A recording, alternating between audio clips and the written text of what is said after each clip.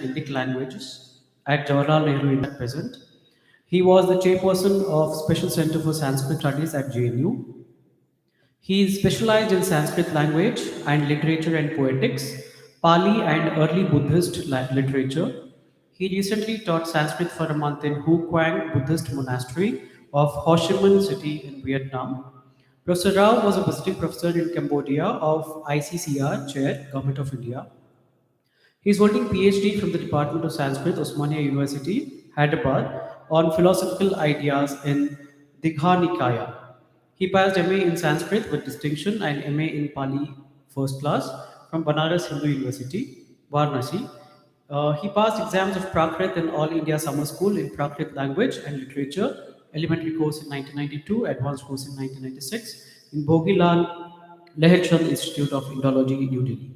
He has edited and authored 22 books. At present, he is working on some important Indic studies such as Sanskrit, Pali, and Ramayana in Sanskrit inscriptions of Southeast Asia, mainly Cambodia. He is member of Global Encyclopedia of Ramayana of Ayodhya Research Institute UP. He recently presented his paper in Vietnam on Indian culture in Sanskrit inscriptions of Cambodia and Akshara philosophy in Dallas, USA. He has extensively written and published research papers and books in Sanskrit, Hindi, Pali, Telugu, and English languages. He has received numerous awards and certificates of honors from various institutions in India and abroad. I request Professor Upendra Rao to come over and deliver his lecture. Thank you.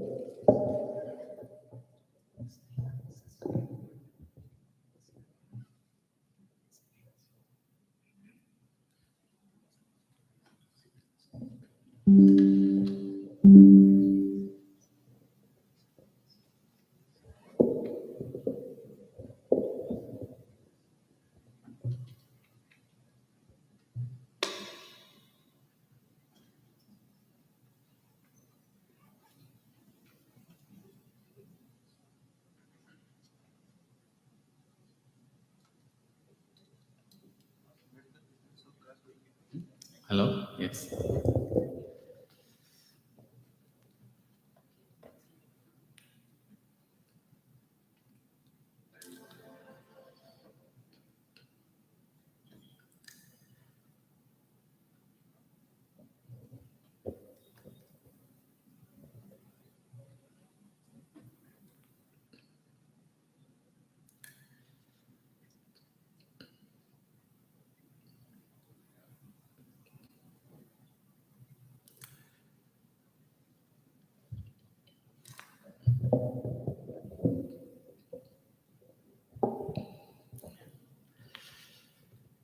మూకం కరోతి వాచాలం పంగుం లంఘయతే గిరిం యత్కృపా తమహం వందే పరమానంద Madhavam.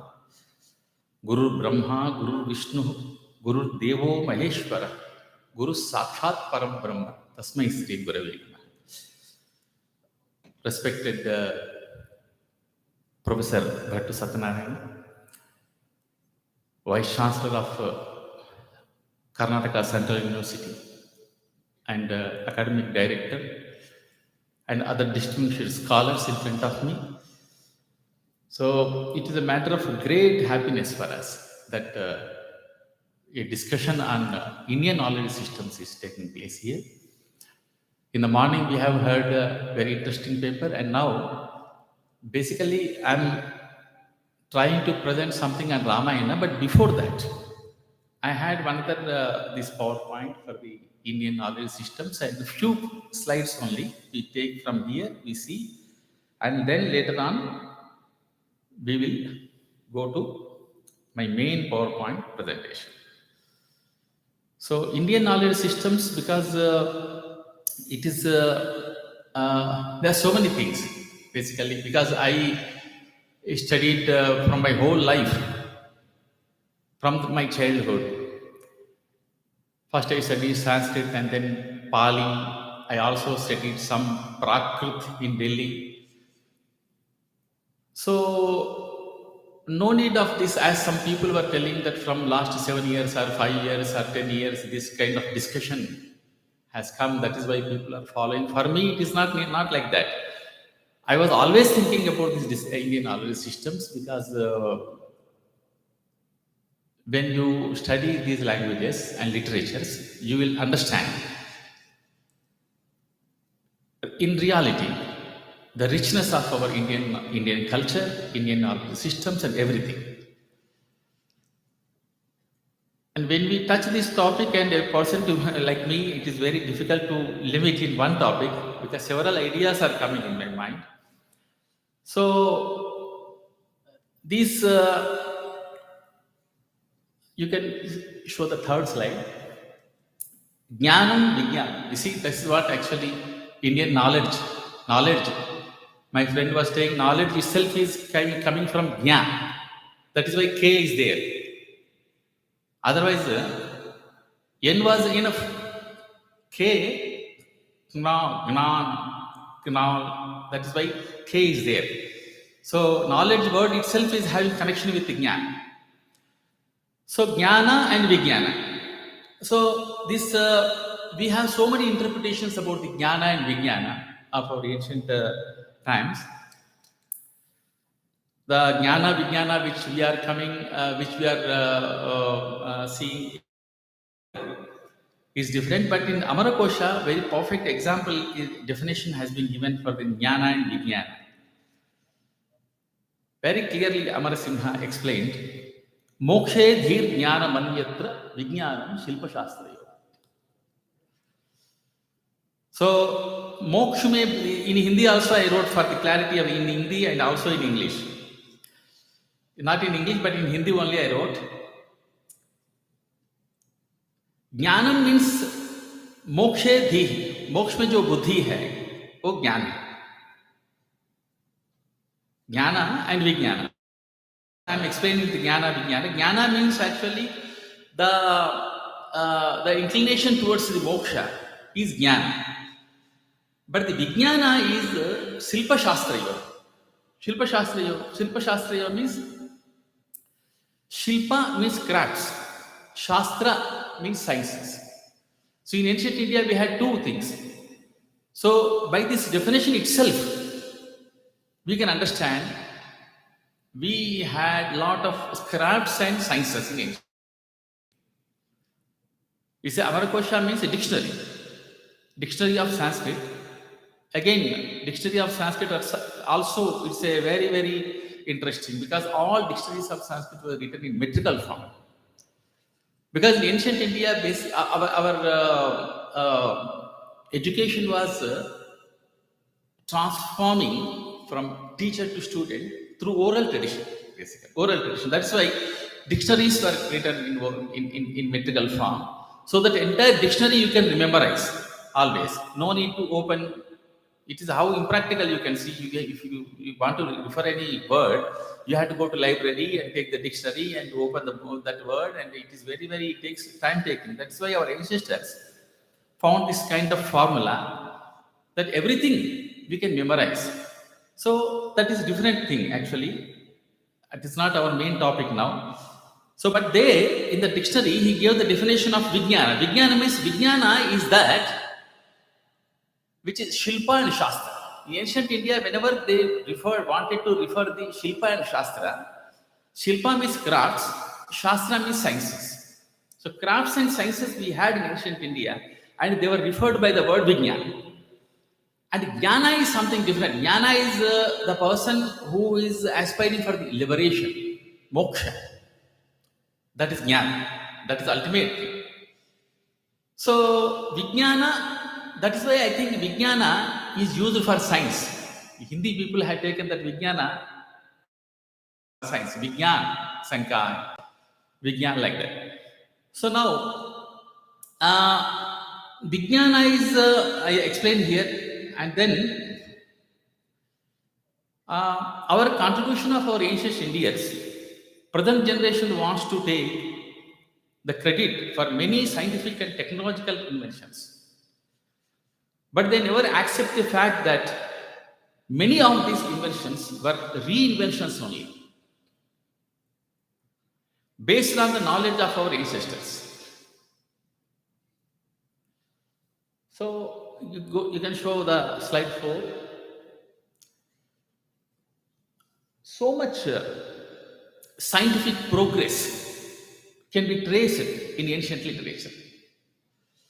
Ancient Indian sages were familiar with the gravity, aeronautics, missiles, atomic theory, medicine, astronomy, and cosmology. All these sciences were very much there.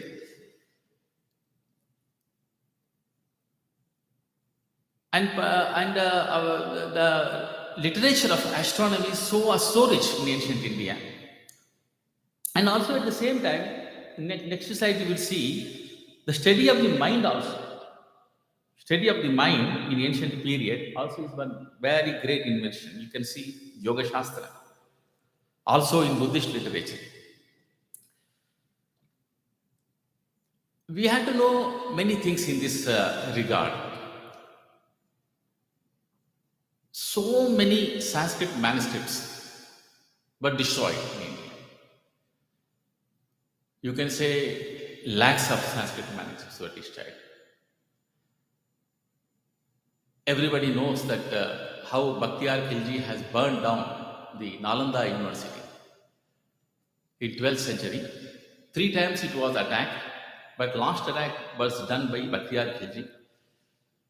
There were so many books, 3 stories of library, and all these books were burned down. So in that university, great scholars like even say that Aryabhatta was the head of the university for some time, and Nagarjuna also studied in that university. As our Vice Chancellor was telling, many people from all over the world used to come to Nalanda University for the studies because there were such great teachers like Shantideva was there, Asanga was there. Great teachers were teaching there. So this is one example only. Takshashila also, many other universities, many institutions, Buddhist viharas were burned down, destroyed by the Muslim invaders. First by Huns and later by many other kings. By that destruction, actually no text should be remained by this time. But what is a miraculous thing is, we have thousands and lakhs of Sanskrit manuscripts still available in India. That's what one of the speakers were telling in NMM, National Mission for Manuscript Mission. They have collected, and you can see online data, thousands of manuscripts are there in Sanskrit, in spite of destruction of all these things. So when you understand these things, you will understand what kind of amazing country India was. So that is why this mind also, so many books are there. Entire Bodhicharya Avatara of Shantideva speaks about the mind in a great, perfect manner. And why modern scientists are not aware of the ancient sciences, Vijnana? Because they are not provided with the knowledge of our ancient sciences either in schools or in the universities. Now I am coming to the very, very important point. So why, if we have such a great vast literature, great many sciences, why modern scientists are not aware of ancient knowledge? Because they are not provided with the knowledge of our ancient sciences either in the schools or in the universities. And that is one point. Therefore, they think science is purely modern. And there was no science in ancient period. In prehistoric times, science passed from generation to generation in an oral tradition. For example, science in Vedas and Upanishads have transformed from one generation to other generation through oral tradition. You see, many people, Bhaskaracharya was a great mathematician in ancient India, and he was an astronomer. And I'm not going to, he wrote the credit of discovering the Earth's gravitation force is given to Newton. But it was already discovered by the Indian sage Bhaskaracharya thousands of years ago. In the Surya Siddhanta, he makes a note on the force of gravity. So I'm giving the translation of that. In next slide, you will find the original verse. Objects fall on earth. Objects are falling. They are falling. No? They fall on the earth due to a force of attraction by the earth. Therefore, the earth, planets, constellations, moon, and sun are held in orbit due to this attraction. Bhaskaracharya was the first to discover the gravity of the earth. What he says is very interesting. You see, the text of Hindu astronomy, named Surya Siddhanta of Varaha Megidha, is amazing and most important. What he says, Sarvatraiva mahi gole swasthanam uparishthitam manyante khe yato golaha tasya kurdhvam kovapyadha. Such a, if you know Sanskrit, you will, it's like very clear and crystal clear. Very clearly he says, there is no any figurative or any poetic description, poetic manner. He says, Sarvatraiva mahi gole swasthanam uparishthitam manyante khe yato golaha. Everybody thinks that, what he says, everybody on the globe thinks that I am standing on the globe. I am standing on the globe. Everybody is thinking I am standing on the globe only. Oh, on the globe, he thinks, on the globe. That's what it means. Sarvatraiva mahi gole swasthanam uparishthitam manyante. People are thinking like this. Khe means actually in the sky, in the space. Yato gola, because earth is, because why people are thinking, but actually, what he says, in the K means in the space, earth is golaha. Gola means round. People are thinking that everybody is standing on the earth, but in the space, earth is a globe. So in such way, in that way, in that situation, tasya kordhvam kovapyadaha. Uska kya upar hai, kya niche hai. Everybody is thinking that he is thinking on the globe, but actually globe is earth is a globe. Then what is for the earth, what is up and what is down? It is very difficult to say. It is difficult. We are thinking like that. And why we are thinking like this? He says, Nanu iyam bhuhu samadarshakara pratyaksha katham golakaretya. Means actually, he is putting question. Then why? How can you say that earth is globe?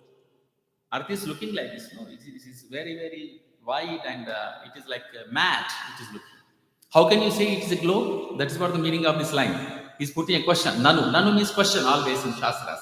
Nanu iyam bhuhu samadarshakara pratyaksha. Pratyaksha means clearly. Pratyaksha is one pramana. This pratyaksha means through your eyes you can see that it's like mat. Katham golakaretya. How can say that it's a globe? Then he says, he gives the answer, very interesting. Alpakarataya loka. Swasthanat sarvato mukham pashyanti vrittamapyena chakrakaram vasundharam. Because human beings are very small, he says. Human beings are very small. These beings, not human beings, Loka means all beings, actually, any being. Swasthana Sarvotamaka, from his place he is seeing everywhere. And for him, Pashanti Urtamapyenam Chakrakaram. He thinks that it's like a wheel, means like a mat, it's very spreading. From his place, they see that it is like a mat, it is like spreading only, not in not in the form of globe, because he is having very small. We are having very small. Our size is very small on the earth. That is why Vrittamapyanam, even though it is globe, we think Chakrakaram. Vasundhara means globe, earth. Chakrakaram. We think that it is like Chakrakaram. Chakra means like chakra, like very flat, we think that. So in this way, we have clear evidence of scientific uh, many verses, Bharadwaja also, and also Vishwamitra and Shushruta, and we have Kanada, father of the atomic theory, because there was discussion just now, but Kanada in Vaisheshika discussed the atomic theory. Kapila, the father of cosmology, Kapila Sankhya is very famous. We don't have time to describe everything. Chanakya, the great politician, also Arthashastra, he wrote. So these are the way Vidyas, 14 Vidyas in ancient times. 4 Vedas, 4 Upavedas, 6 Vedangas. So all these are the Vidyas. And now, with this little introduction, we will go to my main presentation.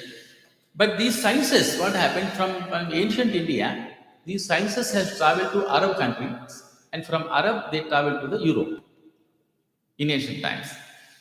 And from again, science came from Europe to India, modern science. So this is what the like chakra it happened.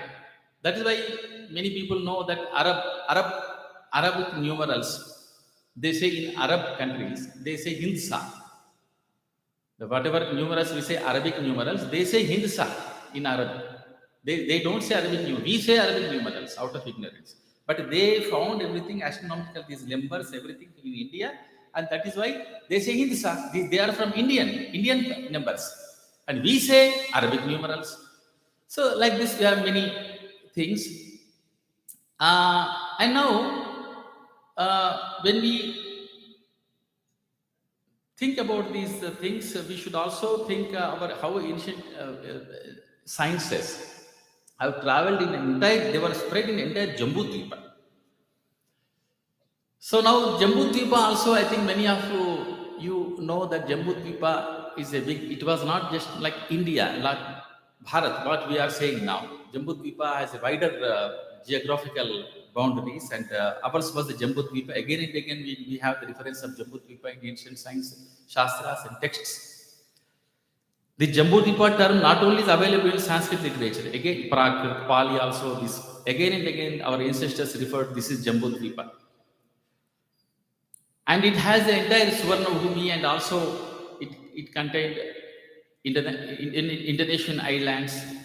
That is why for several years these islands were called Indian islands. Only later on they were called Indonesian islands.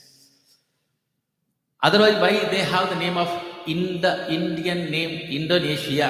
That is why they have still that name.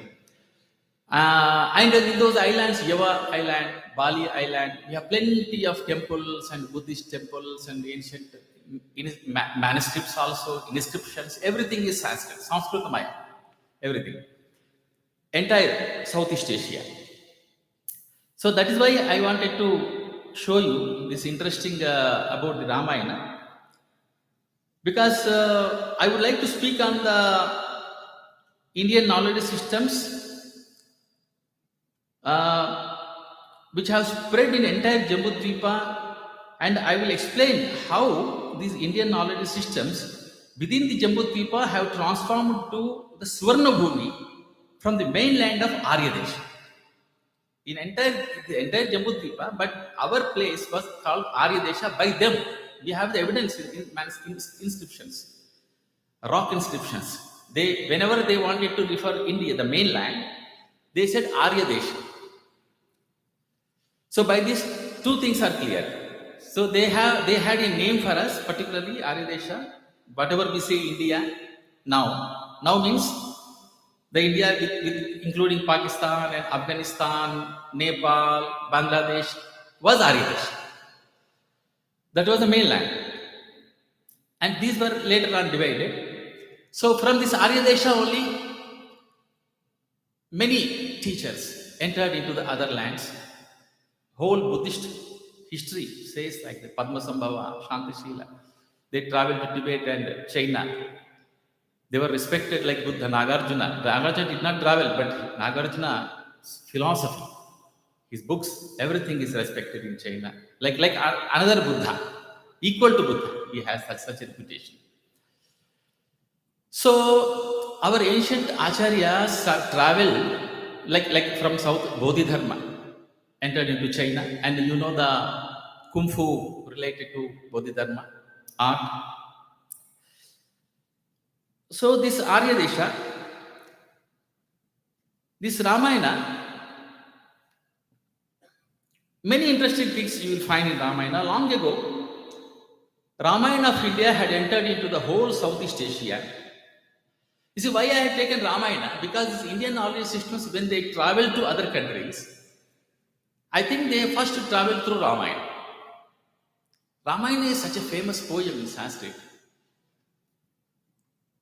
Because we know Sanskrit literature, that is why confidently I am telling. There is no equal to any poem equal to Ramayana in Sanskrit literature. It's a wonder, actually. It's a world wonder, you can say. Ramayana has been translated in every language of India. They have their own Ramayanas. They have Ramayana. In Telugu also we have Ramayana, our own Ramayana. Tamil Nadu, they have Kamba Ramayana, their own Ramayana. In the same way, every Assam, Bengal, everybody has their own Ramayanas.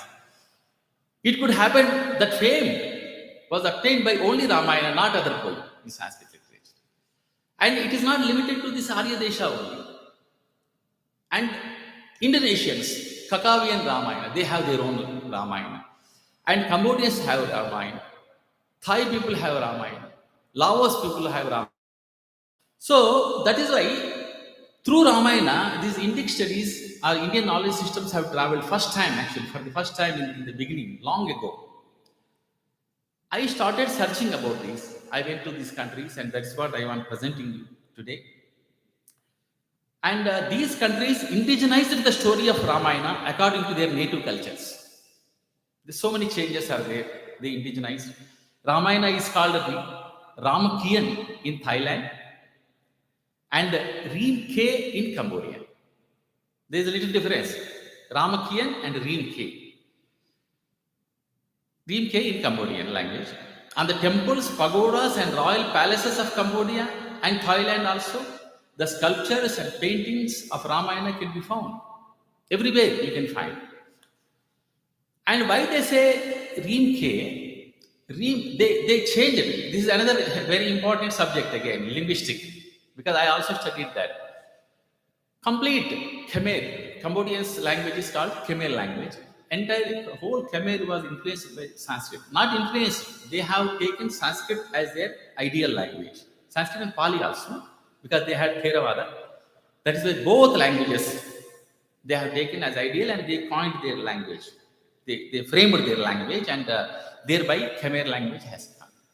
And all the words are Sanskrit and Pali. You cannot understand, but you cannot due to their pronunciation. That is why you see, for example, Reem K. Rama, they say Reem. They change it. K means Kirti. Actually, what they want to say Ramakirti. This is Ramakirti Kavya. We say Ramayana, but they say Ramakirti Kavya. But they say same thing. They say Reem K. They say. So in this way, all words are like that. I will try to show the word list also. Like Gaja, they say Kuch. You cannot understand. If you go to Cambodia, everybody first wish like good morning, hello, they say Arun Susudak. And another interesting I found there when I was there. Nobody speaks English then. Okay, because English people have not ruled Cambodians. French people have ruled Cambodians many years. But after all, nobody uses French language there. Nobody knows French language. Nobody even uses a single word in French language. We are using English because we were ruled by British people. That is why we had that impression. Still, we are using English. I am also speaking English now. But it's very surprising that they should also speak something French. No, they don't know French. And if you go to Indonesia, they wish, you know how they wish? They say, Om Swasti Astu. Hindus say like this, Om Swasti Astu. Actually, according to Sanskrit, we say Swasti Rastu, we say, but they don't say like this. Om Swasti Astu, they say. Divide, the word divide. And in the same way, Cambodia, they say Arun Susadai. They say Arun means actually sun. Aruna means sun. And Susadai means Swasti. So Aruna Swasti, they say. In morning, they say Aruna Swasti. But the same word you cannot understand what they are saying. Arun Susadai, they say. So in this way, you feel that they are speaking some other different language, their local language. But no, it was complete Sanskrit only. Based on Sanskrit, not complete Sanskrit. Based on Sanskrit, they have their own Deshi words also. Everywhere we have like that. In India also we have many Deshi words. Sanskrit has taken many Deshi words and it branded that it is Sanskrit word later on.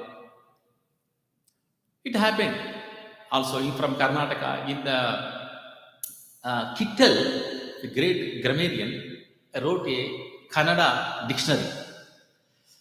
In introduction, he wrote very interesting things. He says that Sanskrit has taken words from Karnataka, local language, many words. So Sanskrit has mixed Prakrit words, Pali mixed Prakrit words, Prakrit mixed Pali words. Like this, you see, you cannot say any, with your limited knowledge, you cannot speak about these languages. One is very, very ancient period, and also these languages, I tell you only one thing I tell you, remember always. These languages were flowing like streams. You see, like the streams. Sometimes mixing and sometimes dividing, sometimes mixing, sometimes dividing. You cannot keep any. This Arya Dravida is completely out of ignorance. It is not like that. You cannot, linguists, scholars of linguistics cannot put such barriers to language.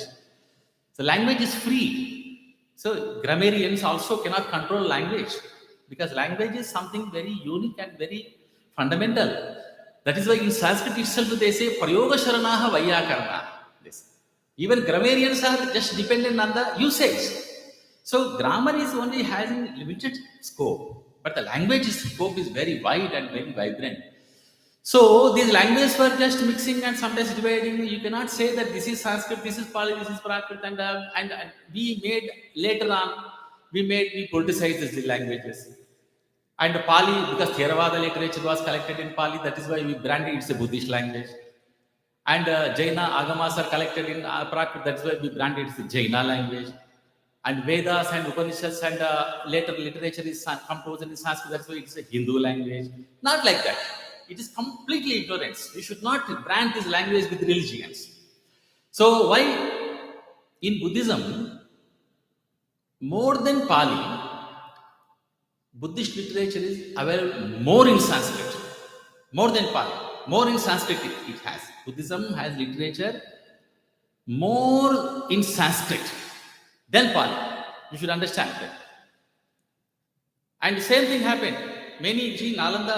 When Nalanda library was burned, so many Buddhist manuscripts and Buddhist literature was burned. Still we have Buddhist texts. Many Sanskrit books are found. And most of these Buddhist Sanskrit books, were available in China, in Chinese translations. They are available, Tibetan translations. Many of the texts are available. So now, they prepared Ramayana. Cambodians prepared Ramayana like we prepared Kamba Ramayana, Mulla Ramayana, etc. in Indian regions. Cambodia was influenced by the Indian culture in such a way that it became an extended part of India in those days. It's like extended part only. Geographically also it is connected. Culturally also it is connected. Through sea route also it was connected. So in many ways it was connected. The famous French scholar, actually, we should be very much indebted to him. The great person actually he is. Due to him only, George Cedes, in 1968, he writes that he invented many of Sanskrit manuscripts there. And in 1960, he writes that Indian culture was popular in Cambodia during the first century only. That's what he wrote in his book. Many people think that many other form, but what he said in the first century, common era only, Indian culture was famous in Cambodia. The first evidence of existence of Ramayana in Cambodia is in the wheel dated back to 6th century common era. Cambodians have composed their own Ramayana in 16th century. But in 6th century only they are aware of this Valmiki Ramayana. From 1st century they are aware of Indian culture, and 6th century. In 6th century only one this wheel Kantel inscription that its date is 6th century. It says about the three kinds of books, which is the Indian three scriptures: Ramayana, Mahabharata, and Purana. That is 6th century rock edict. That means what George Cedes said, that's true, that from 1st century common era only Ramayana has entered into Cambodia. The Ramayana continued in Cambodia in its original form till the 14th century. The Ramayana was as it is studied in Sanskrit. It was discourses like in India. Ramayana Katha, Shravana, all these things were there same in Cambodia. From 1st to 14th century, it was in the same form, it was preserved. In Sanskrit form only, 14th century. That means Valmiki Ramayana was studied and heard in its original form till the 14th century common era in Cambodia. Ramayana entered in Cambodia from Arya Desha. You see, I told you from Arya Desha. Ancient Cambodians called India as Arya Desha. So I am giving evidence for this now. There is one verse on rock inscription, you cannot deny. Adhad Dijogasya iti pratito yo Veda Vedanga Vidarya Deshe. You see, very clearly it is written there. Yo Veda Vedanga Vidarya Deshe Labdhodayo ya Mahishi Dhva Vamsha Yashomati iti pratita Yashobhi. Here actually important is second line. Yo Veda Vedanga Vidarya Deshe. From the Prayabath inscription, 9th century, during the reign of King Yashovarman, this is taken from that inscription, 9th century inscription. Its meaning is there is a Brahmin named Agastya who came from Arya Desha, then married to Yashomati. He married Yashomati there, the daughter of King Yashovarman. This Agastya went from Arya Desha, from Bharat to Cambodia, and then he married the Yashomati. Yashomati was the daughter of Yashovarman. It is clearly inscribed on the rock inscription there. Which is that inscription? Prayabath inscription, 9th century. This 9th century inscription. 9th century inscription only. Before that it happened. It only describes being inspired by the richness of Valmiki Ramayana. 3 Cambodian scholars have composed a Khmer version of Ramayana, but it had not happened at once.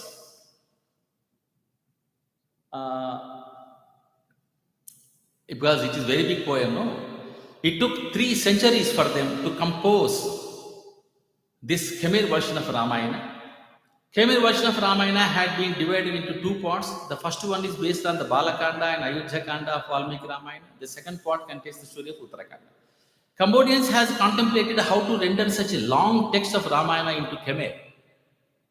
It was not easy task for them because the Valmiki Sanskrit epic of Ramayana contains more than 24,000 verses. Therefore, the Khmer authors, like other Southeast Asians, because they could not translate complete Ramayana, Asian countries, they have condensed the story of Ramayana into 5,000 verses. Then they translated it. And Ramayana and Mahabharata are very famous, you can see. And now I will show one was sometimes some people say that the Reem K was influenced by Kamba Ramayana, that it was there. So if you see this video, you can understand. You can show next slide. You can show that. According to Valmiki Ramayana, Rama and Lakshmana both are tied with the Nagapasha and became unconscious. But so that we can say that this sculpture is based on the Valmiki Ramayana, which was very popular in those days. But later on, when Khmer people have had their own Ramayana, Khmer Ramayana, Ramkian, that video stopped because video was prohibited. That is why I'm talking very slowly. So nowadays, Cambodian people have put a rule that nobody should take videos from these temples, photos also. They should take permission, but they don't give permission. It's a very lengthy process because you know that present Cambodia is under the clutches of China, and we face a lot of difficulties to do research there. Many things are there. Actually, nowadays there are some of the scholars are slowly started arguing that no, it is not Indian culture, it is own our culture, like that they started. Such kind of arguments also have come. So what I was telling in this video is that thing, Nagapasha, both Rama and Lakshmana was tied by Nagapasha, was described in Valmiki Ramayana. The sculpture was there on the temple. That is why you can. That is the evidence that Valmiki Ramayana was there. But Reem K, it was not there. In Reem K, only Lakshmana was tied by the Nagapasha. That is why it was not influenced by the local Ramayana. It was influenced by Valmiki Ramayana. That's why, actually, that is what I wanted to show there. Next slide. They have indigenized Ramayana. Some scholars, they have, I don't tell everything because we need a lot of time. You see that they have changed something like Agni, for example.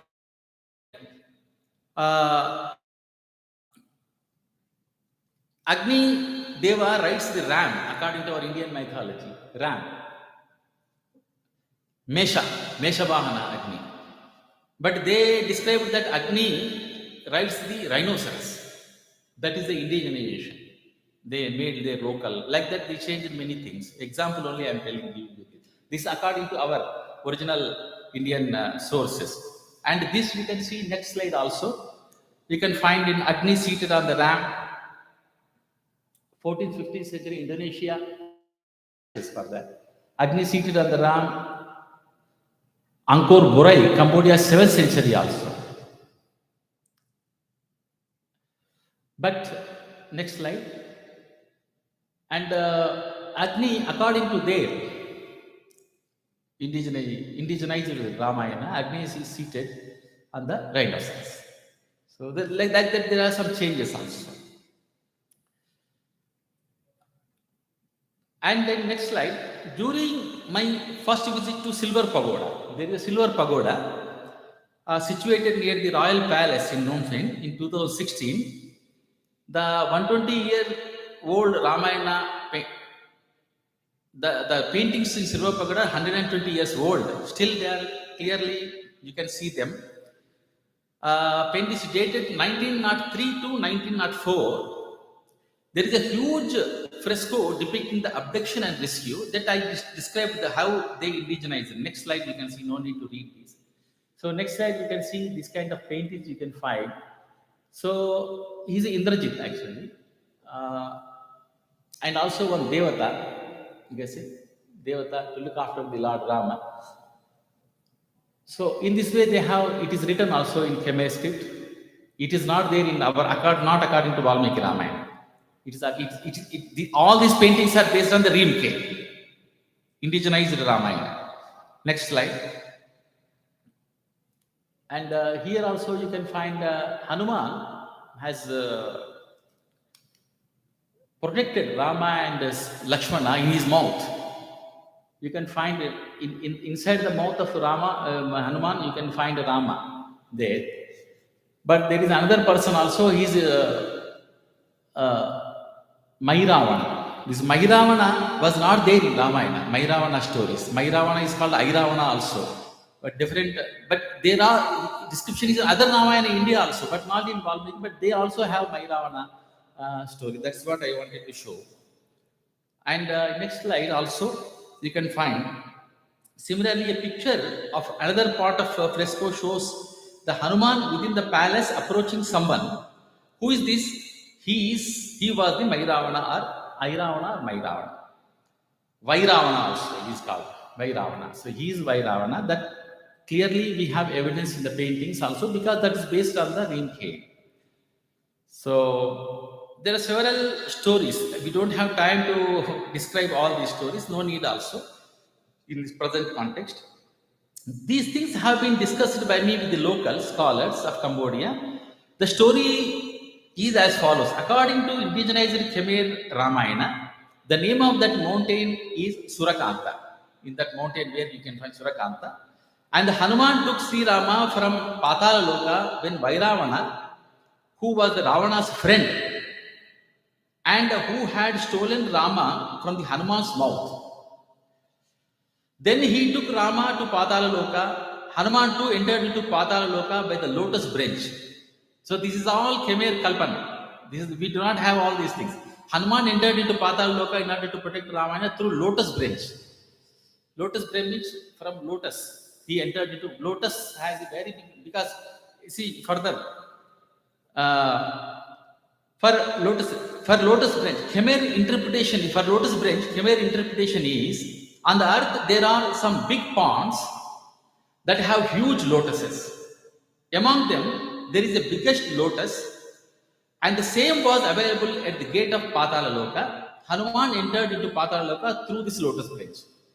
So through from lotus he entered into Patala Loka. That's what they describe in their Ramayana. So this is a very big inscription. In photo you cannot find, but a very huge inscription. It's a stele inscription. The whole inscription is only one part. There is second part also is there. That side is the second. No, previous one. So this is a Prerup stele inscription of Rajendra Varman, dated 883 AD. Is more than 2 meter high. It's taken from the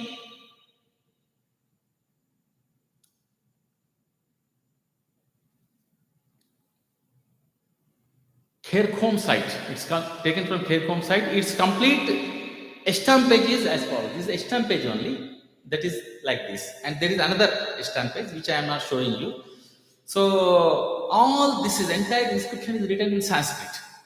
Not only one. This is the longest. That's why I am showing you. Otherwise, all inscriptions in pre-Angkor period are in Sanskrit. Complete all inscriptions are Sanskrit language. And then one stanza I have taken from this one. Next slide, I have taken one stanza. So there, very clearly you can find the description of Ramayana. That I am showing from inscription in Khmer script, but I have transliterated it into Sanskrit, that means in Roman script. Maricha iva Ramasya, Namat Yekakshara Yasyari Rajo Viropi, Jaga Mananya Jam here. He is describing, he is eulogizing, that he is praising Rajendra Varman. See, in what way Maricha was afraid by the single letter of Rama. Maricha was afraid of Rama.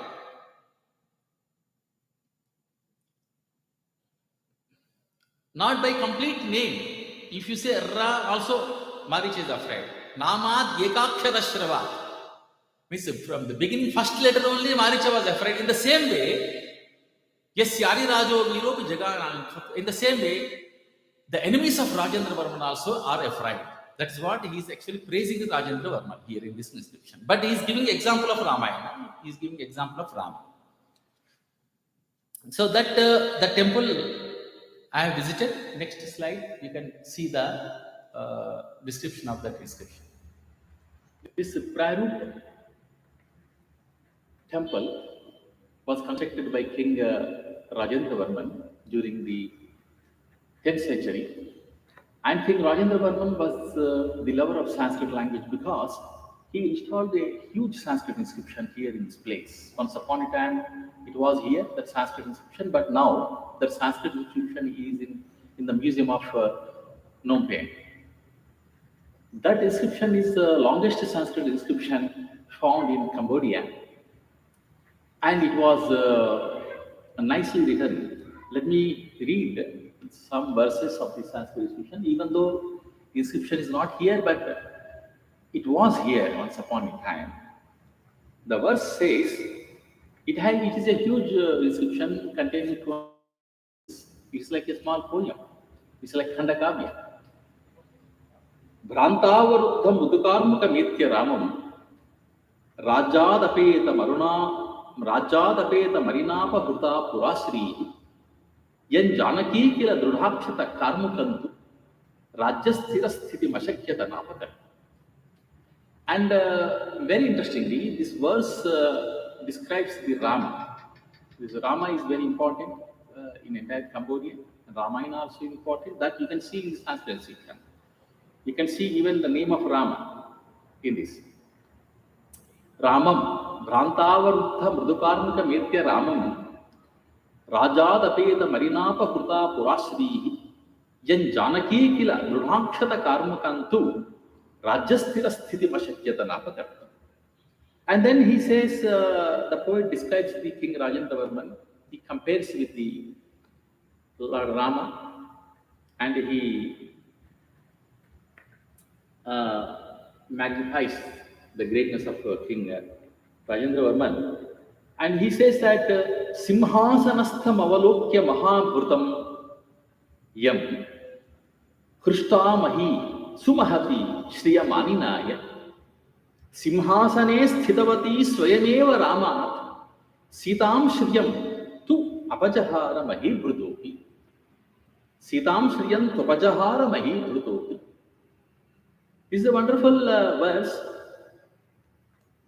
King Rajendra Varman, seeing this King Rajendra Varman, who is installed on the throne Simhasana, the vast earth was joyful and brought him a lot of Sri, lot of fortune. But when Rama was sitting on the same Simhasana once upon a time, she had taken away Sita, the Srihi. Rama Srihi Sita. She has given Srihi to Rajendra Varman, but she has taken away Srihi from Rajendra Varman because Earth, Goddess Earth, has given a lot of wealth, Sri, to King Rajendra Varman. But same Goddess of Earth has taken the Sri, that means the Sita, his wealth was Sita, from Rama.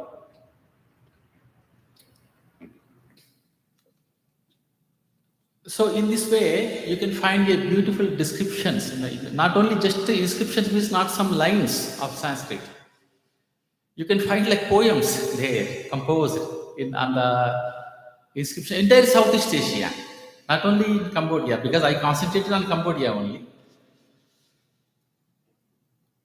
And in next slide also, I think this is also video. I think you can see that. This is a Baphoon temple. Here in Baphoon temple,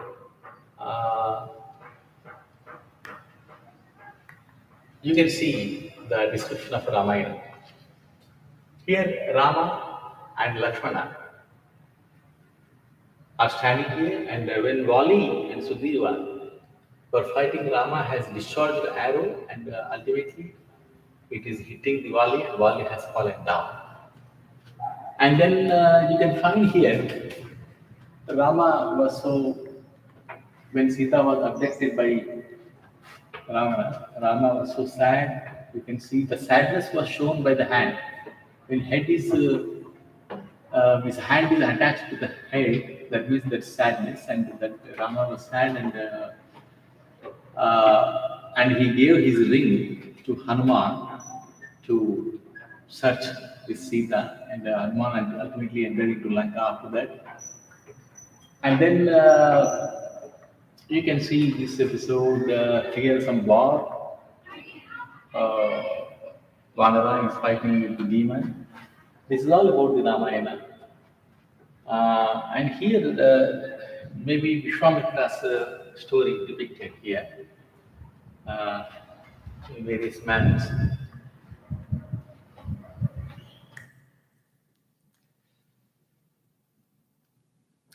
So Ramayana, next slide. Ramayana sculptures and temples. Only some photos I am showing in this. This is a photo only. Ramayana war scene on the Praveshadwara of Bantai's Samurai temple. In the Praveshadwara is a huge temple, Bantai Samurai temple, and on the Praveshadwara you can war scene was there, Ramayana war scene. And next slide. The Varadi Nirmana also is there. I think you click on this, I think it's also video. Yeah. Another episode of Ramayana, the Varadi Nirmana, the construction of bridge to enter into Lanka by Rama and his army. You can see Vanaras are lifting the stones for the bridge construction.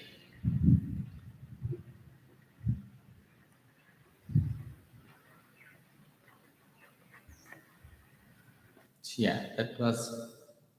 And then next slide, you can see Ramayana sculpture. You can see another episode of Ramayana, the Varadi Nirmana. Next slide, the construction of bridge. The Ramayana war scene on the Bantai Samurai temple at Ankurthom. Ankurthom is not a temple. Ankurthom is a place. It's a huge place where we have several temples. So temple name is Bantai Samurai temple. You can see Ramayana war scene. You can see this one picture. And next slide also, this Buffoon temple, Ramayana. So why I'm standing there? Because the people say that you are taken from internet or you may be, it may be not correct. That's why I'm standing just beside the temple, and it's evident that I was there and this is Ramayana. And Ramayana sculpture, you can see the Ramayana war scene on the Bantai Samurai temple also. This is also Ramayana war scene. Here you can see very clear picture of Rama. Clearly you can see Rama. You see how he is shooting arrows like that. Very rarely you can find like that. That's why separately I'm showing. Next picture. This is one sage is reading palm leaves. 12th century. During 12th century, sage is reading palm leaves. That is also there on the temple. This is the unfamous temple. This is Bayon temple. Bayon temple, 12th century. Bayon temple is not the, actually it is not the Hindu temple. Bayon temple is dedicated to Buddhism, Buddha's temple, Buddhist temple. But still we have such culture there. There is no any, that I will tell you after some time, there is no any distinction. We have that ignorance. In fact, in every pagoda, it is Vishnu. They worship like that. I don't know where from. They learned everything from India only, from Aryadesha only, these things. And next slide. And this you can see here what I say. For example, let me describe one big painting in detail. Just wait. Ramayana painting just here. Wait. Just wait. On the here actually, this is a Wadbo pagoda. Wadbo pagoda means a Buddhist pagoda. It's complete Buddhist temple, Buddhist pagoda. Inside there will be very huge Buddha statue, very nice statue. They do prayers and meditation. Suppose this is the pagoda, there is a huge Buddha statue, but on the walls of the pagoda, every pagoda, Ramayana paintings, not Buddha paintings. Essentially Ramayana paintings. Essentially, I am telling you. This is a tradition in Cambodia and Thailand, everywhere, Southeast Asia. Buddha pagoda, Ramayana paintings. And Wat Bo pagoda. Wat Bo, Wat means actually temple. Bo is its name. Its full name is, Bo means actually Purna. I told you, they changed the words. Bo means Purna. Its original name is Richbo pagoda. Richbo means Rajapurna pagoda. It's a Rajapurna pagoda. They say Richbo. And again more short Bo. What Bo they say. They make short forms. That is why you cannot understand. So Bo means Purna. There I am just showing you inside the temple how these paintings are. Now you can start. This Vadbo Pagoda. Here you can see this is a war scene in Ramayana. Indrajit is going for the fight. The demon who is sitting on the chariot is Indrajit. Because demons have different kinds of painting and devatas have different paintings that you should recognize. So Indrajit is proceeding for the war. And in second is painting, there is a Khmer script also which describes about the painting. And here written, Nih Indrajit Chapang Nang Prahlek. Nih Indrajit Chabang Nang Prahlek means now Indrajit is fighting with the Prahlek means Lakshmana. So here Lakshmana is proceeding to Indrajit to fight.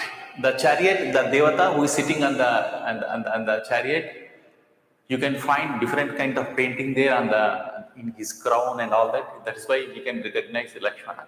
So Lakshmana is proceeding to fight with Indrajit. Here Indrajit is proceeding to fight with Lakshmana, and here both are fighting. So that is why here written that here both are fighting.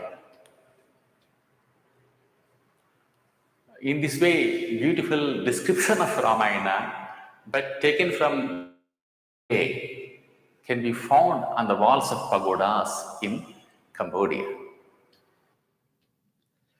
In next slide, the Bafun Temple. Bafun Temple, next slide.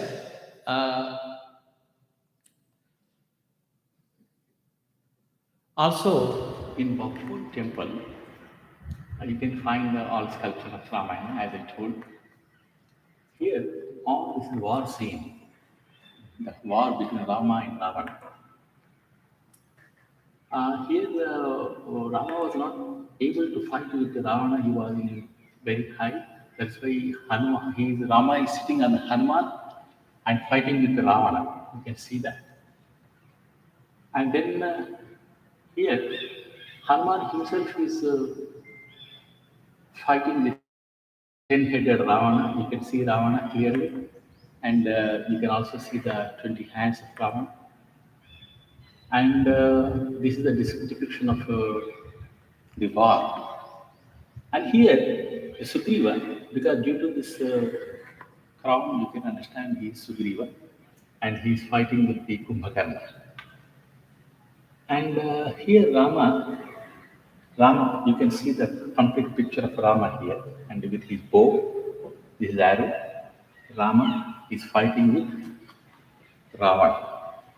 Here you can see the Ravana and his chariot, and you can see the demon faces of his horses.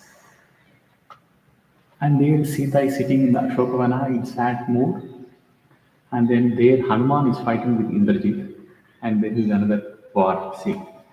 So all these scenes are based on Valmiki Ramayana. Ramayana was very popular during 11th century and during Ankur period. The evidence is these sculptures. So people used to enjoy this sculpture of Ramayana story because in those days people know very well the story of Ramayana. And these sculptures of Ramayana are not based on the uh, green cane, which is the Cambodian Ramayana, because Reem was composed during the 16th century, but this temple was constructed during the early 11th century by King Udayaditya. So this temple's name is Baphuan Temple. That means Priya Bhuvaneshwara. The Shiva is the Lord here. So in those days, you see why such a huge manner they have sculptured Ramayana stories, because for the entertainment of the people, because people are very well acquainted with the Ramayana story. That is why they have paintings and sculptures for the entertainment of the people. It is not unknown to the people. Unknown things they cannot be. They cannot come on the temples. Otherwise, people will confuse and nobody understand what is this. So only known things are sculptured on the temples, so that people should see. Oh, this is the Rama story, and this is what scene, and everything they come. So it's quite evident that Ramayana was very, very popular in Cambodia and entire Southeast Asia. And next slide also, there is another Wat Damnak also in Siem Reap town. Is also click on that. Now we came to the north side of this Vihara in Wat Damnak Pagoda. Here you can see again the war between Rama and Ravana. Rama is there, Ravana is here. Here you can clearly observe Ravana was fighting with his chariot from the height of the sky. That is why the Hanuman has lifted Rama. Rama is sitting on the Hanuman, you can see, and fighting with the Ravana. And Rama shot an arrow. That arrow has come and it has pierced the side of it entered into the Ravana's body.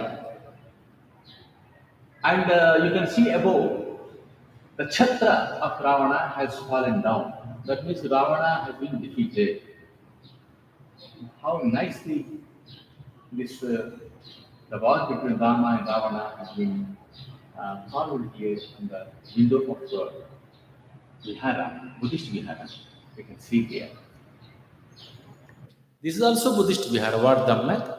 And again, you can see a wooden, this is the wooden sculpture on the windows. Entire, again, all Ramayana. Not only, I took only few examples, but everything, every Buddhist pagoda was full of Ramayana. And next, only pictures, only slides only. And next, these are some paintings also, like on every window. This is from outside pagoda. Inside there are paintings, but from outside there is such wooden sculpture is there. Window above window there is a sculpture, wooden sculpture only. But Ramayana again, all Ramayana. Next, and also this is also interesting. This is even coffee shops. This picture is displayed in one of the coffee shops in Phnom Penh. Shows how famous the Ramayana story in Cambodia is. Rama and Hanuman both are taking coffee together. So at least you should appreciate, in our India, maybe Shah Rukh Khan and Salman Khan may be taking coffee. There you see how the sense you should understand. Rama and Hanuman, no other paintings, only these paintings. They are taking coffee, and then this Angkor Wat. Next is Angkor, very famous. I did not take any pictures from Angkor. There are so many. One side is complete Ramayana, Angkor Wat. One side is Mahabharata. That is Angkor Wat. Its original name is Parama Vishnu Loka. And later it was converted into Buddhist temple, but it was Vishnu temple. So, like that, many temples were converted into Buddhist temples. Many Hindu temples were converted later on, because the time to time these changed. First Mahayana was there, then Hinayana, then there was Hinduism. Like that, there are so many phases there. And particularly royal families adopted a kind of Sanskrit and Hindu rituals. That's why they did, and other people all were following the Buddhism, and they know Pali, and all these things were amalgamation you can find there. And next, this is from Angkor Wat. Only few I have taken, otherwise so many there are. Next, this is again you see lintel from CUK temple at Kampong Cham province. This is a lintel. You see how beautifully Ramayana painting is there here. Garuda, this is Nagapasha. Garuda also is there. You can see all Vanaras. You can see all Rama and Lakshmana was shot by the Indrajit, that Meghanatha, by Nagapasha, and both of them have fallen.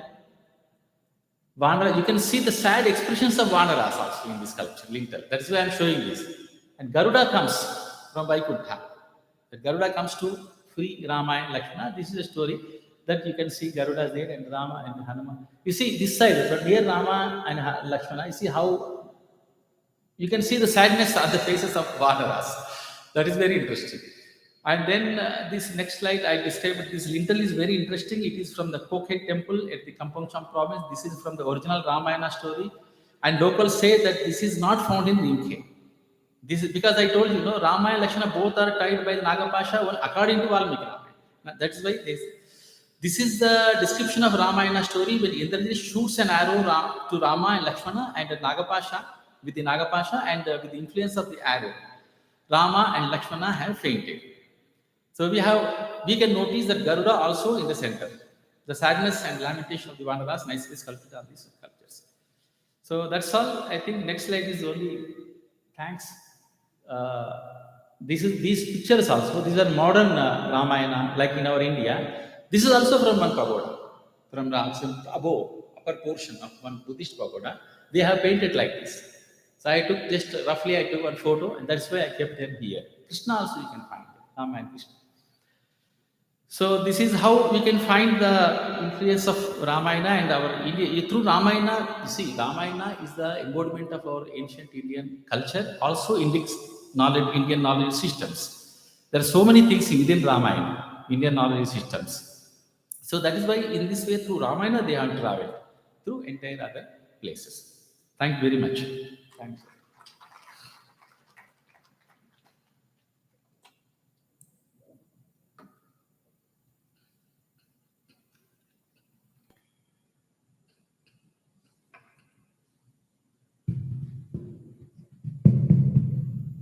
Starting from the idea of Prayogashanaha, Vyakaranikaha, the idea of Indian traditions, Indian knowledge system was narrated. We did understand the whole journey of Ramayana, which became the messenger of Indian knowledge system to the world. A special focus was given to the South Asian countries and the very idea of Jambudvipa, which still survives in the Pratasmarana of every Indian and remains the world picture of every Indian till today. This was narrated to all of us. Thank you, sir, for this wonderful rendition. Now the session is open for discussions. I request the speaker to take chair. I request the speaker to please take chair. So on the chair. The session is open. The questions can be put to the teacher.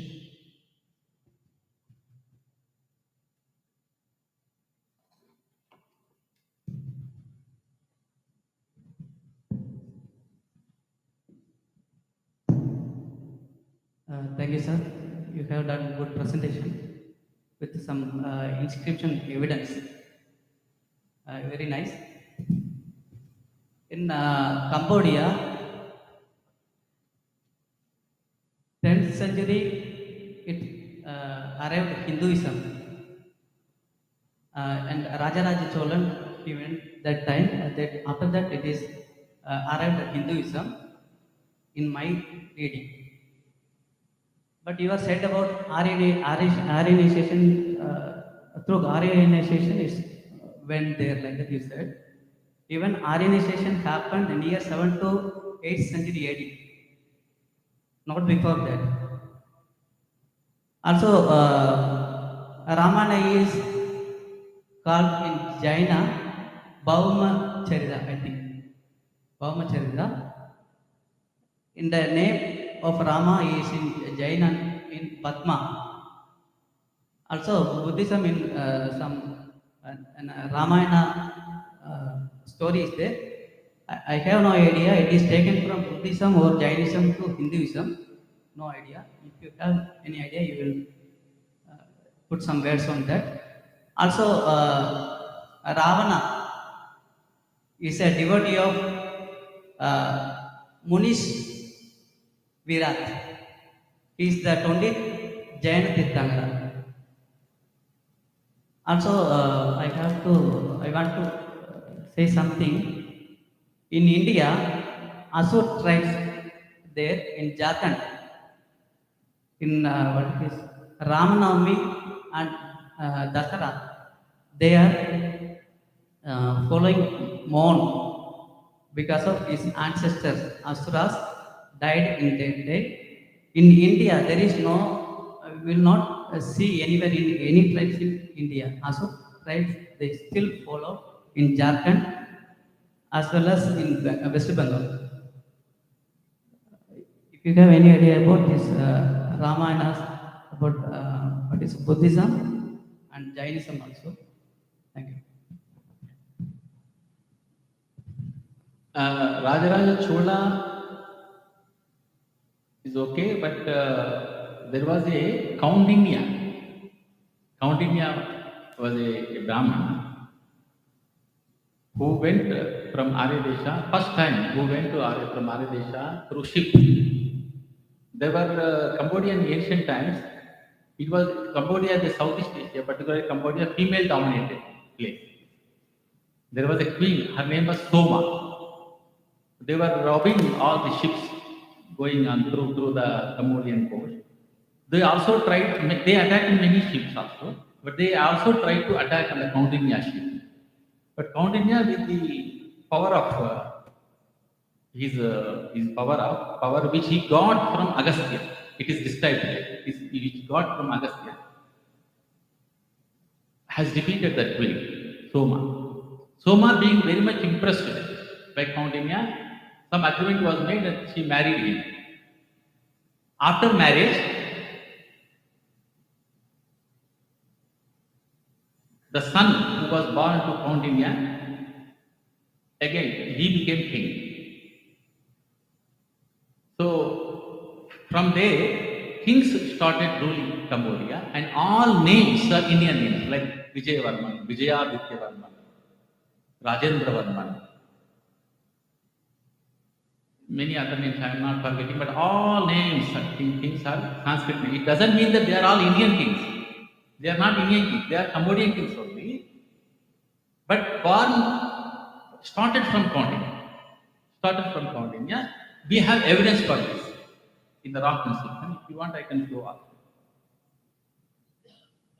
That inscription, well, I'm not remembering its name. That was there in the border of Cambodia, and now that land is within the Vietnam. In the province, some name is there, I forgot, but that is in the province of Vietnam. But actually, that inscription is Sanskrit inscription. There it is very clearly that Kaundinya Vamsha, like that. Our race starting from Kaundinya, from Arya. They show very proudly they said. And this is how actually this is the beginning with the Indian culture in the Cambodia. And as per the Paumacharya and the Buddhism, they all later on Jains and the Buddhists also wrote some small Ramayanas. That's all. Following Valmiki Ramayana. Valmiki Ramayana was a great poem, very, very ancient. And when this story became very popular, Buddhists also followed that. In Jatakas, there is only one small Dasharatha Jataka is there. In the Dasharatha Jataka, I have one paper, research paper on that, because I'm teaching also Pali in JNU from last 15 years. 18 years, not 15 years. So, Dasharatha Jataka says the Ramayana story. Then again there are some changes, like some changes are there. That is only for entertainment and I think local traditions and all that. They have changed some story, but it is just taken from Valmiki. And also Paumacharya. Paumacharya is a poem written in the Prakrit. Pauma means Padma. Padma is called Pauma in Prakrit. The Padma is the Rama only. And Ravana is like described as a Jaina Muni, and all these things are there in the descriptions. That is influenced by Ramayana. There is nothing, there is no any peculiarity, and there is no any. These Dasharatha Jataka and Paumacharya could not spread anywhere. They wrote, and that is limited on. Ramayana spread everywhere, which is in Sanskrit. Thank you. Any more questions?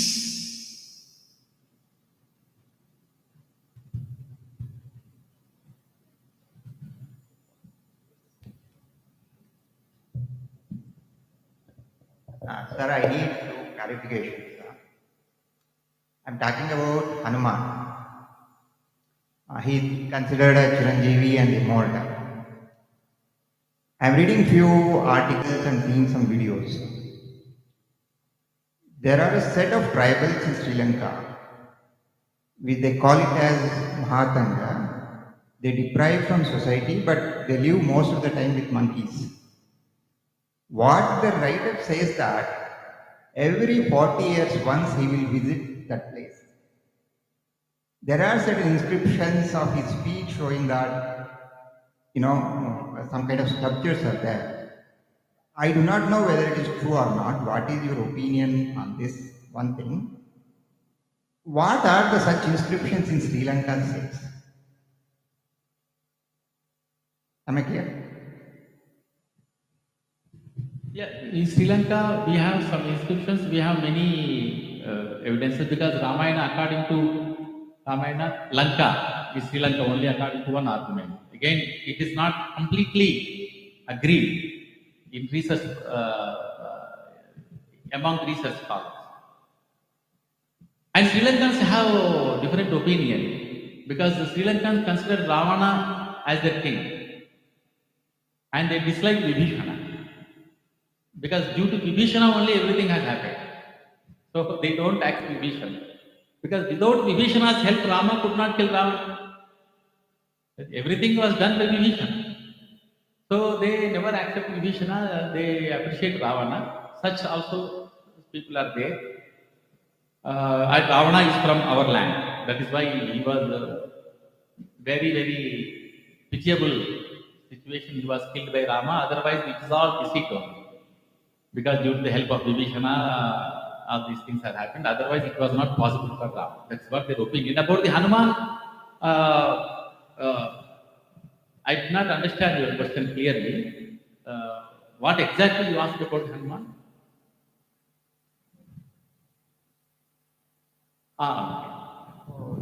It is a belief or true that every 40 years it is giving as some degree of evidence that he is actually immortal in nature. Yeah, that may be true according to that local tradition because the Hanuman was there in Sri Lanka also. Hanuman also, we also consider Chiranjeevi in this thing. It is all again depends on the local beliefs. We can't say anything regarding that because that is the local belief only. It is not our study purview, the study purview. And they may think that they are also tribal like Hanuman because Hanuman basically was here from Dandakaranya, from here, from southern part actually. He met Rama from here only. According to some argument, he was from Karnataka only. From Karnataka only, largely he met Rama. He helped all this. Kishkinda also maybe here like that. So we also consider Hanuman as Chiranjeevi. Ashwathama Balir Vyasu Hanumascha Vibhishana. Krupah Parshuramascha Saptaite Chirajivina. 7 people are always We take one more question, the last for today. Hello, sir.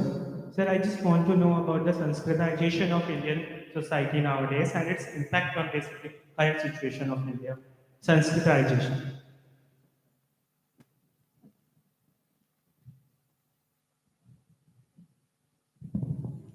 Hello, sir. I want to know about the Sanskritization and its impact on current situation of India. We are turning Indian society into Sanskrit based. What is it, No, sir? he is asking the Sanskritization of India.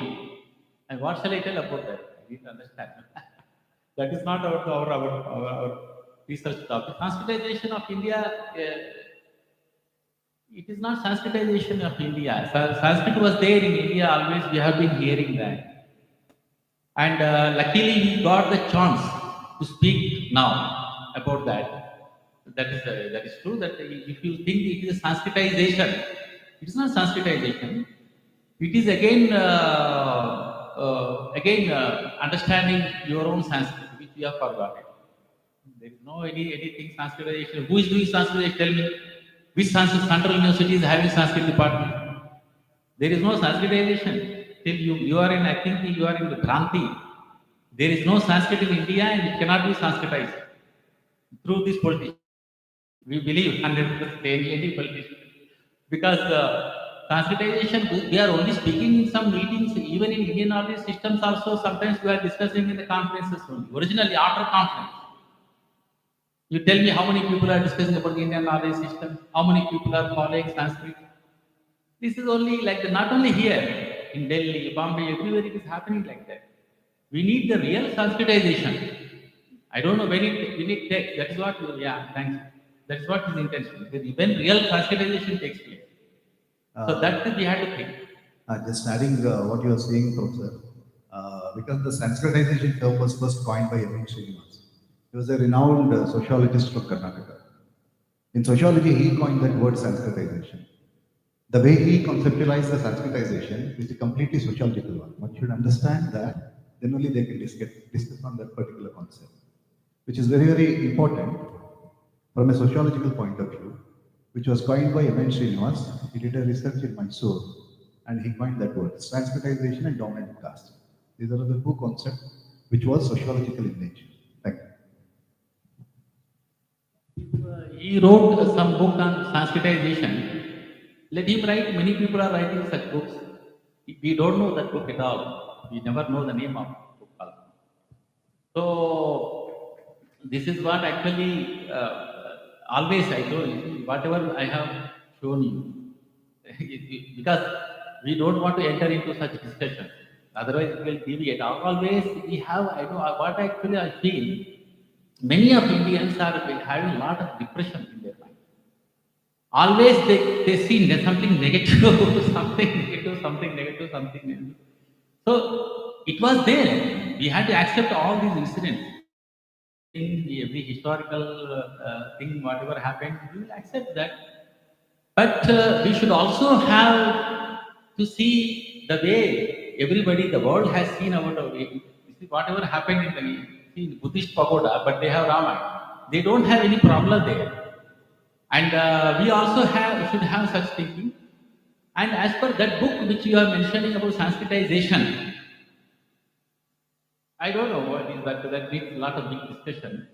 As I told you, same answer. Sanskritization is not happening now. Sanskritization is not happening. We have to still need a lot of Sanskrit. We have to understand what is Sanskrit. What we have to seriously think about these things. So that is nothing is happening. That is only taking their opinions and expressing their own opinions like that different ways.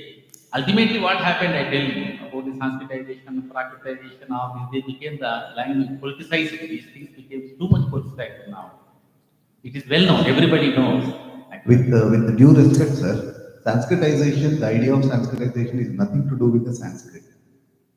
It is not a Sanskrit. Sanskritization is a sociological process which happened in Indian society. That's what M. Srinivas wrote. It has nothing to do with the Sanskrit. Thank you. It is nothing to do with Sanskrit. You should never use the Sanskrit word.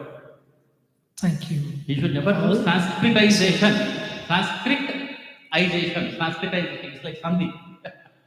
There is Sanskrit word is there. If it is nothing to do with Sanskrit and using Sanskrit, it's a very big problem. And it's contradicting also. So, you see, I understand, everybody understands in university professors. Sanskrit they are taking as representative of one sect. This is all a headache. We are not going into that. It is wrong concept. It is not like that. That's what I gave the reply, that these languages are politicized. We should not think like that. And it is nothing like that also. So, what actually we need is, we should try to understand. Again and again we are telling you, again and again, even the previous speaker also, plenty of literature was there in Sanskrit and science, particularly we are discussing about the science. And some of the scholars are slowly want to divert this topic to different direction. So we have various issues. This topic is only Indian knowledge systems and science also. How this entered into other countries and how this has spread.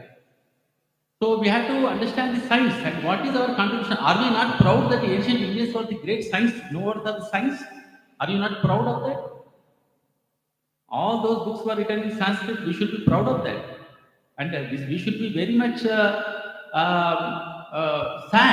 that we have forgotten the great treasure of our Sanskrit literature. And suppose if you are not actually reading those books of Sanskrit literature, and who will read those books? Being Indian, this is our Varasatva Sampada, we say. Our treasure, ancient treasure, our own treasure. So we have to go back and see that, and I'm still believing that there are a lot of things like we see in every phase of science. Even though scientifically we are very much progressing, we did not think that now no more they are needed. Still we need them because still we need to understand the technique of those ancient shastras. Because whatever the development now is only one-sided, only scientific development. That is why we have all side effects we have. We have pollution, sound pollution, other pollutions. But at the time there was science, but there was not this problem also. So the method was different and we had to try to understand those methods. We had to develop. Thank you, sir. I believe it was quite enlightening session for all of us. Let us thank the speaker for enlightening us in the area of Indian knowledge tradition and the Ramayana here abroad. Thank you, sir. Thank you.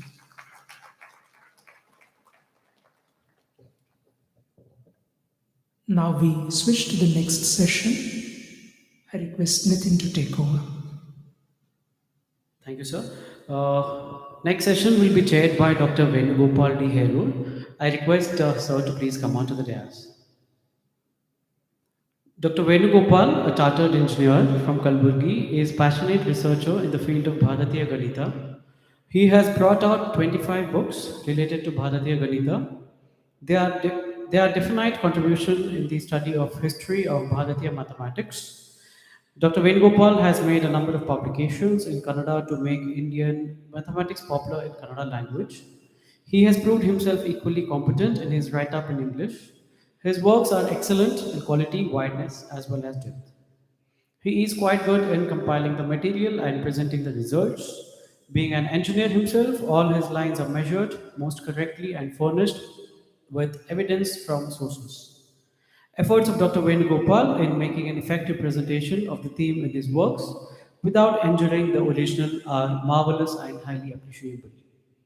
By continuing the work carried out by the earlier stalwarts in the field, he is doing yeoman service to the mathematical community.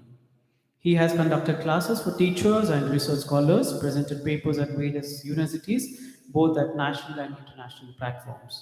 With this brief introduction of Dr. Venugopal, I request Sir to deliberate on this session. The mic is over to you, sir.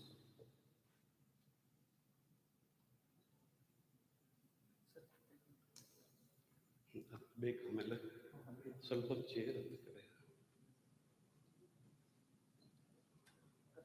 ಹಾಂ ಆ ಕಡೆ ಪೂರ್ಣ ಗಾಡಿ ತೊಗೊಂಡ್ಬಿಟ್ರು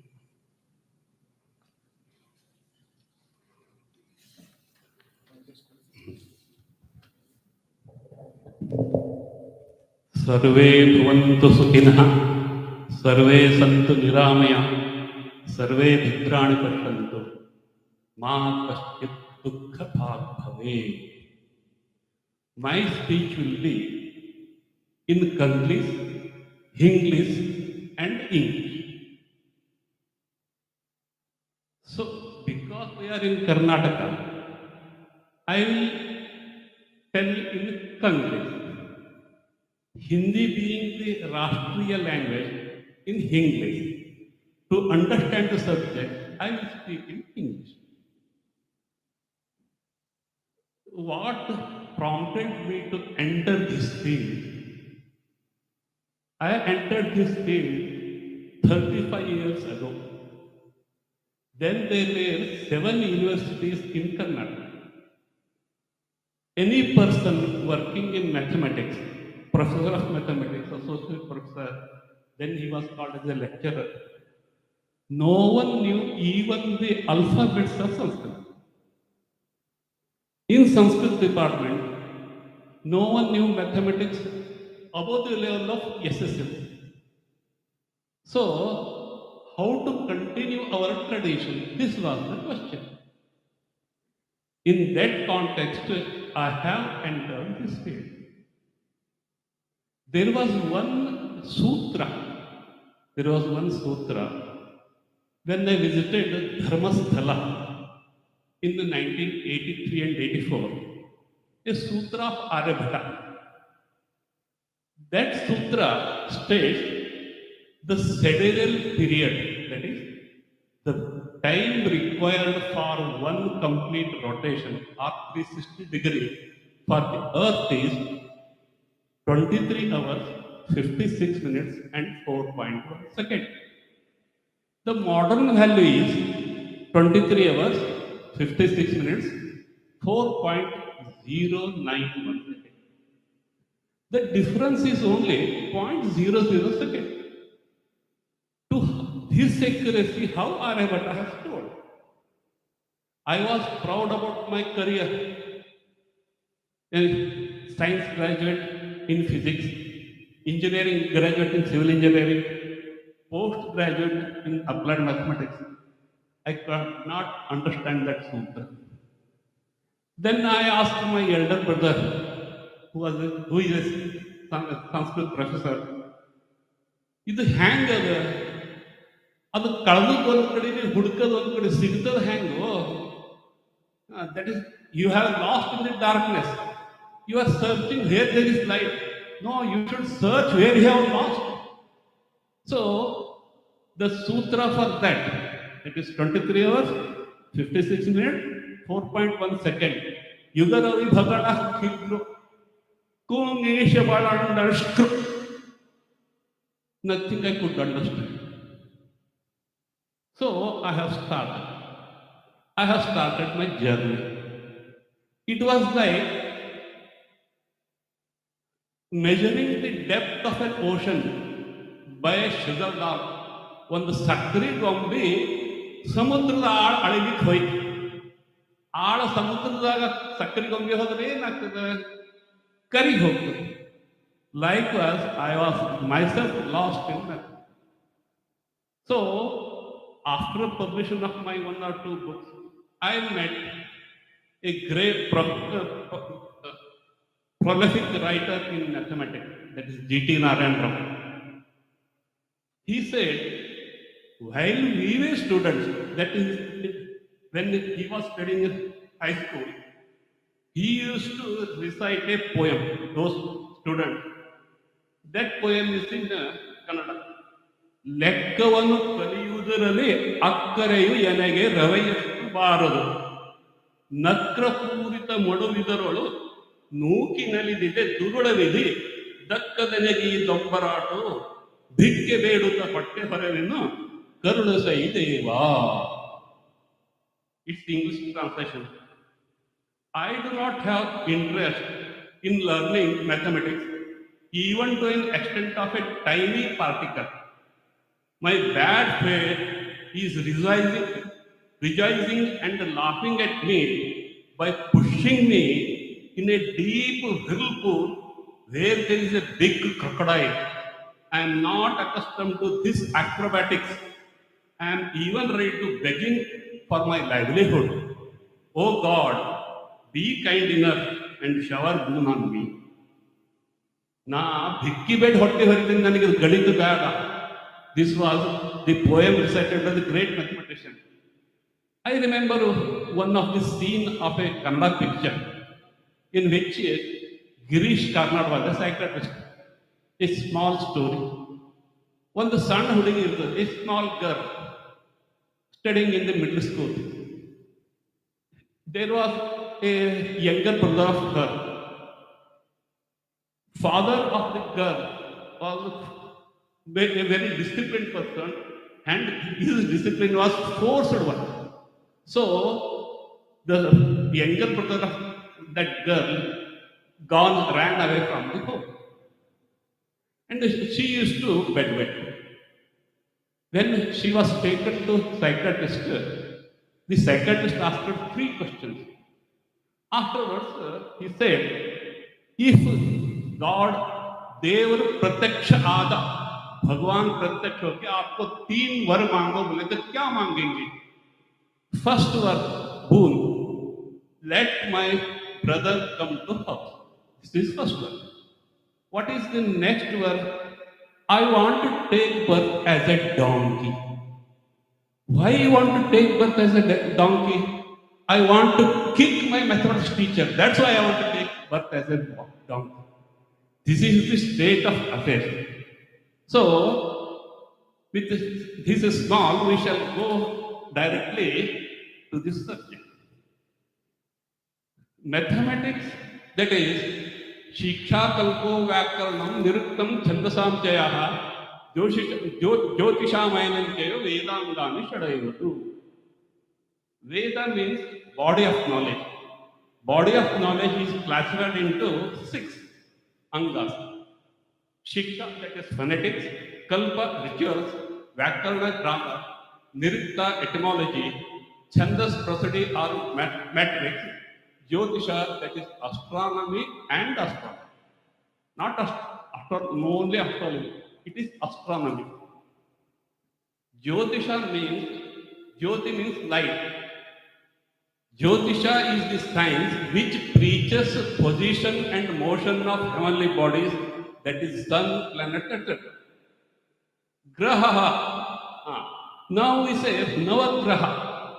Sun is also a graha. Moon is also a graha. So you people did not know what is a planet, what is a star. ನೀವೆಲ್ಲ ಮೂರ್ಖರಿದ್ರಿ. Yes, ಹೌದು, ನಾವು ಮೂರ್ಖರಿದ್ದೆ. No, it is not like that. One should understand the science in its terminology. Here the term graha stands for grinhati itiva graha, that which seizes upon the fates of the residents of earth. Grinhati, that is which affects our life, that is graha. It is not like a star or planet. English definition of planet is the heavenly bodies which revolve around the sun is planet. It is not so in Sanskrit. It is the heavenly bodies which affect our life. Sun affects our life because plants grow only because of photosynthesis. Moon also affects our life. Purnima ದಿವಸ ಹುಚ್ಚು ಹೆಚ್ಚಾಗ್ತದೆ. That's why moon is also graha. And there are panchaskandhatmaka jyotisha, 5 parts of jyotisha. First one is hora, ahoratra, depending on the time of birth, prediction, that is hora shastra. Then samhita, siddhanta, sanhita, prashna and shakuna. If you consider 100 marks for Jyotisha, then 75 marks will be allotted to Siddhanta, then 15 marks to Sanhita, Prashna, Shakura and Hora command the remaining thing. Again in Siddhanta, there are 3 kinds: Siddhanta, Tantra and Karma. Siddhanta, that is reckoning of time from the ಸೃಷ್ಟಿ. ಯಾವಾಗ ಸೃಷ್ಟಿ ಪ್ರಾರಂಭ ಆಯಿತು ಆಗ್ಲಿಂದ ಗಣನ ಮಾಡೋದು that is ಸಿದ್ಧಾಂತ. ತಂತ್ರ from the ಯುಗ ಯಾವಾಗ ಪ್ರಾರಂಭ ಆಯಿತು ಆಗ ಮಾಡೋದು ತಂತ್ರ. From a fixed date, that is karana. Now next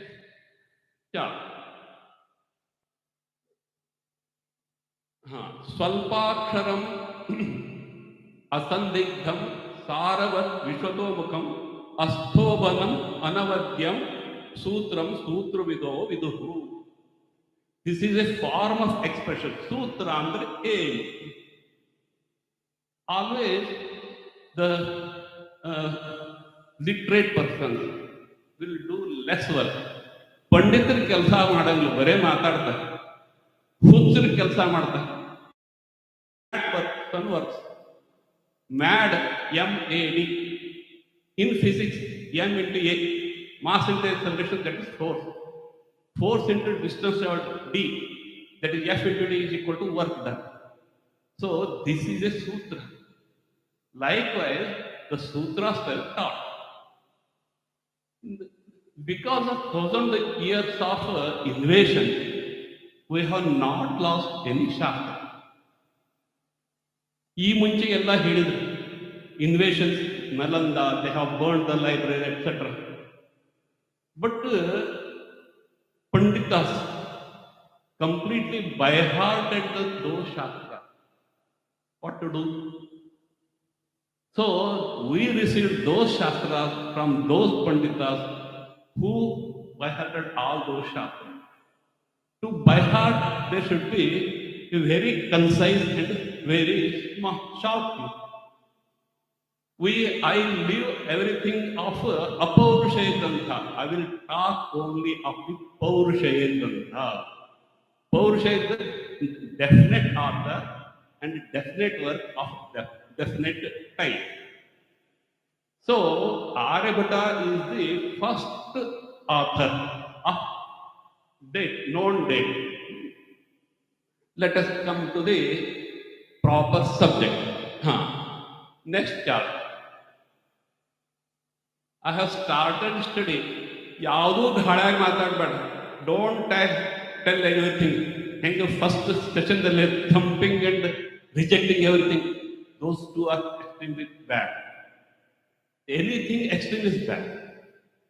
ಅದಪ್ಪ ಅಂದ್ರೆ ಎಲ್ಲಿ ಅದ, ಯಾರು ಹೇಳ್ಯಾರ, ಯಾವಾಗ ಹೇಳ್ಯಾರ, ಯಾಕೆ ಹೇಳ್ಯಾರ, ಇದು ಮುಖ್ಯ.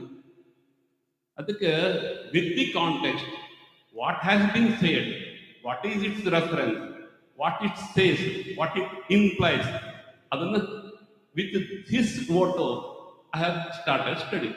ಆರ್ಯಭಟ ಇದ್ದ, ಯಾವಾಗಿದ್ದ, ಎಲ್ಲಿದ್ದ, ಏನ್ ಹೇಳ್ದ, ಎಲ್ಲಿ ಹೇಳ್ದ. ಸೊ ಕಮಿಂಗ್ ಟು ದಿಸ್ ಷಷ್ಠದ್ಯಾನಾಂ ಷಷ್ಠಿರ್ಯದಾ ವ್ಯತೀತ ತ್ರಯಶ್ಚ ಯುಗಪಾದಾಃ ತ್ರಧಿತಾ ವಿಂಶತಿರಬ್ಧಸ್ತದೇಹ ಮಮ ಜನ್ಮನೋ ಅತೀತಾಃ. When he was there, ಷಷ್ಠಬ್ದಾನಾಂ ಷಷ್ಠಿರ್ಯದಾ, 60 years cycle, 60 years cycles, then elapsed, that is 60 into 60, 3006 years. When 3006 years has elapsed, 3 adhika trayascha yuga padaha, there are pada means 1/4. Trayascha yuga padaha, that is 3/4 of a yuga. Here yuga means mahayuga. Mahayuga, that is Kali Yuga, Dwapara Yuga, Treta Yuga and Satya Yuga. So when 3 yugas are elapsed, I was writing the Grantha by name Aryabhatiya when I was 23 years old. So 3600 minus Kali Yuga started, it started BC 3101. So 3600 minus 3101, it works out to 499. So in 499, he wrote the work Aryabhatiya when he was 23 years old. So 499 minus 20, it works out to 476. So in the year 476 AD, on the Yugadi, he took his birth.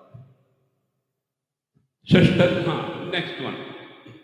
To be more precise, 3600 of Kali era came to an end on Sunday, March 21st, 8476. So the time of birth of Aryabhata may be fixed at Mesha Sankranti on March 21st, 476. Next chapter. So very lived. Aryabhatastvih nigadati kusumapare abharjitam jnanam. So he says, Aryabhata set forth here the knowledge of Shastram or that is science honor that Kusumpura. Kusumpura is today's Patna. This is Kusumpura. Previously, there was three main schools of astronomy. First was Pura at Patna, then Ujjaini, that is in Madhya Pradesh, then Karnataka. Aryabhatta is representative of Kusumpura, Brahmagupta and Bhaskara are representatives of Ujjaini, Mahavira that of Karnataka. Luckily, in Karnataka, 40% of astronomy is by southern one. That is Brahmagupta, Bhaskaracharya, Sridharacharya, Mahaviracharya, all those were considered. Next. Now we shall see his popularity of Aryabhatta. Siddhanta Panchaka Vidhavapi Drigviruddho Maudhyoparaga Mukha Khechara Kruptai Suryaha Swayam Kusumpure Abhavat Kalautu Bhugolave Kulapa Aryabhatta Vidana. So when the observed data did not tally with the science, then Aryabhatta took birth. ಅಂದ್ರೆ ಅವನು ಸೂರ್ಯನೇ ಸ್ವತಃ ಆರ್ಯಭಟನ ರೂಪದಲ್ಲಿ ಹುಟ್ಟಿ ಬಂದ ಅಂತೆ ಇಷ್ಟು ಕೂಲಪ we may say vice chancellor of Kusumpura School of Astronomy. Next job. We shall see proper science. Aryabhatta first does not believe in theory of creation and annihilation. Srishti, Sthiti, Laya ಏನು ಹೇಳ್ತೀವಿ ಪ್ರಳಯ ಅದರಲ್ಲಿ ಅವನಿಗೆ ನಂಬಿಕೆ ಇಲ್ಲ. He says from him that time is continuous process without beginning and end. Anadi, Ananta. Next. The beginning of the Yuga and Kalpa, according to him, are purely based on astronomical phenomena depending on the position of the planets in the sky. ಈಗ ಸ್ವಲ್ಪ explain ಮಾಡೋಣ. ನೀವು running race track ನೋಡಿ, you have seen the track of the running race. They are in the arc. Likewise, planets are in their own orbits. While starting, there will be one line. And when ಚೀಟಿ ಓದಿದಾಗ code listen ಮಾಡ್ತಾರೆ. Likewise, the time or yuga, when all the planets are in conjunction in one line, they start. Next chapter. next chapter. He says, it was believed that Earth was stationary at the center of the Earth. That is geocentric theory. Bhumi, Earth is at the center, and all the stars are revolving around the Earth. This is called as geocentric theory. Earth is flat. Earth is not a globe. This was the belief up to Galileo and Copernicus. But Aryabhatta knew that Earth is a globe and it is moving. Not only moving, he gave the exact period for one rotation. Earth rotates about its axis and the stars are fixed in space. The period of one central rotation of the Earth, according to Aryabhatta, is 23 hours, 56 minutes, 4.1 seconds. The corresponding modern value is 23 hours, 56 minutes, 4.091 seconds. The accuracy of Aryabhatta value is remarkable. Next, theory of rotation. He has, for his theory, there are 4 hypotheses. First hypothesis, in the beginning of the current yuga, and the Kaliga ಯಾವಾಗ ಪ್ರಾರಂಭ ಆಯಿತು ಆ ವೇಳೆಗೆ the time elapsed was 32,40,000 years from the start of the Mahayuga. Next, second hypothesis, the main planets revolve in geocentric circular orbits. Geocentric, Earth is at the center, and all other heavenly bodies revolve around the earth. Next, the true planets move in eccentric circles or in epicycles. Epicycles means the locus of a point of a small circle moving on the circumference of another big circle. That is epicycle. ಒಂದು ದೊಡ್ಡ ಚಕ್ರದ ಮೇಲೆ ಇನ್ನೊಂದು ಸಣ್ಣ ಚಕ್ರ move ಆಗ್ಲಿಕ್ಕತ್ತು ಅಂದ್ರೆ ಆಗ ಯಾವುದೇ ಒಂದು ಪಾಯಿಂಟ್ ಆ ಸಣ್ಣ ಸರ್ಕಲ್ ನಲ್ಲಿ ತಗೊಂಡ್ರೆ ಅದರ ಲೋಕಸ್ ಏನಿದೆ ದಟ್ ಇಸ್ ಎಪಿಸೈಕಲ್. ಈಗ ನಾವು we believe that when day and night takes place due to rotation of the earth and revolution of the earth. How many rotations are there in an year? Year under year is the position from where the earth starts to coming to that original position is called year. Then what is a day and night? When there is light, that is day. There is dark, that is night. So what is the time period for that one? Rotation and revolution.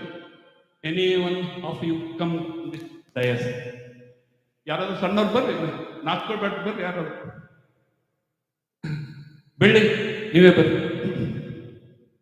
So what is a rotation and what is a revolution? And in an year, how many rotations are there and how many revolutions are there? Now, you observe me. You observe me.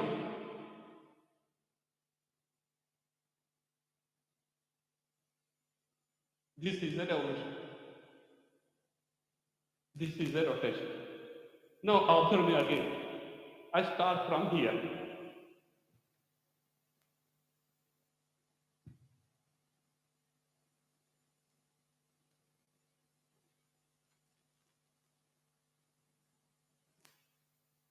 You go. Have I rotated in the second thing? Is there any rotation? ನಾನು ಅವ್ರ ಸುತ್ತ ಒಂದು minute ಇನ್ನೊಂದು ಸ್ವಲ್ಪ Have I rotated my own axis? Taken any rotation? Again, I am rotating.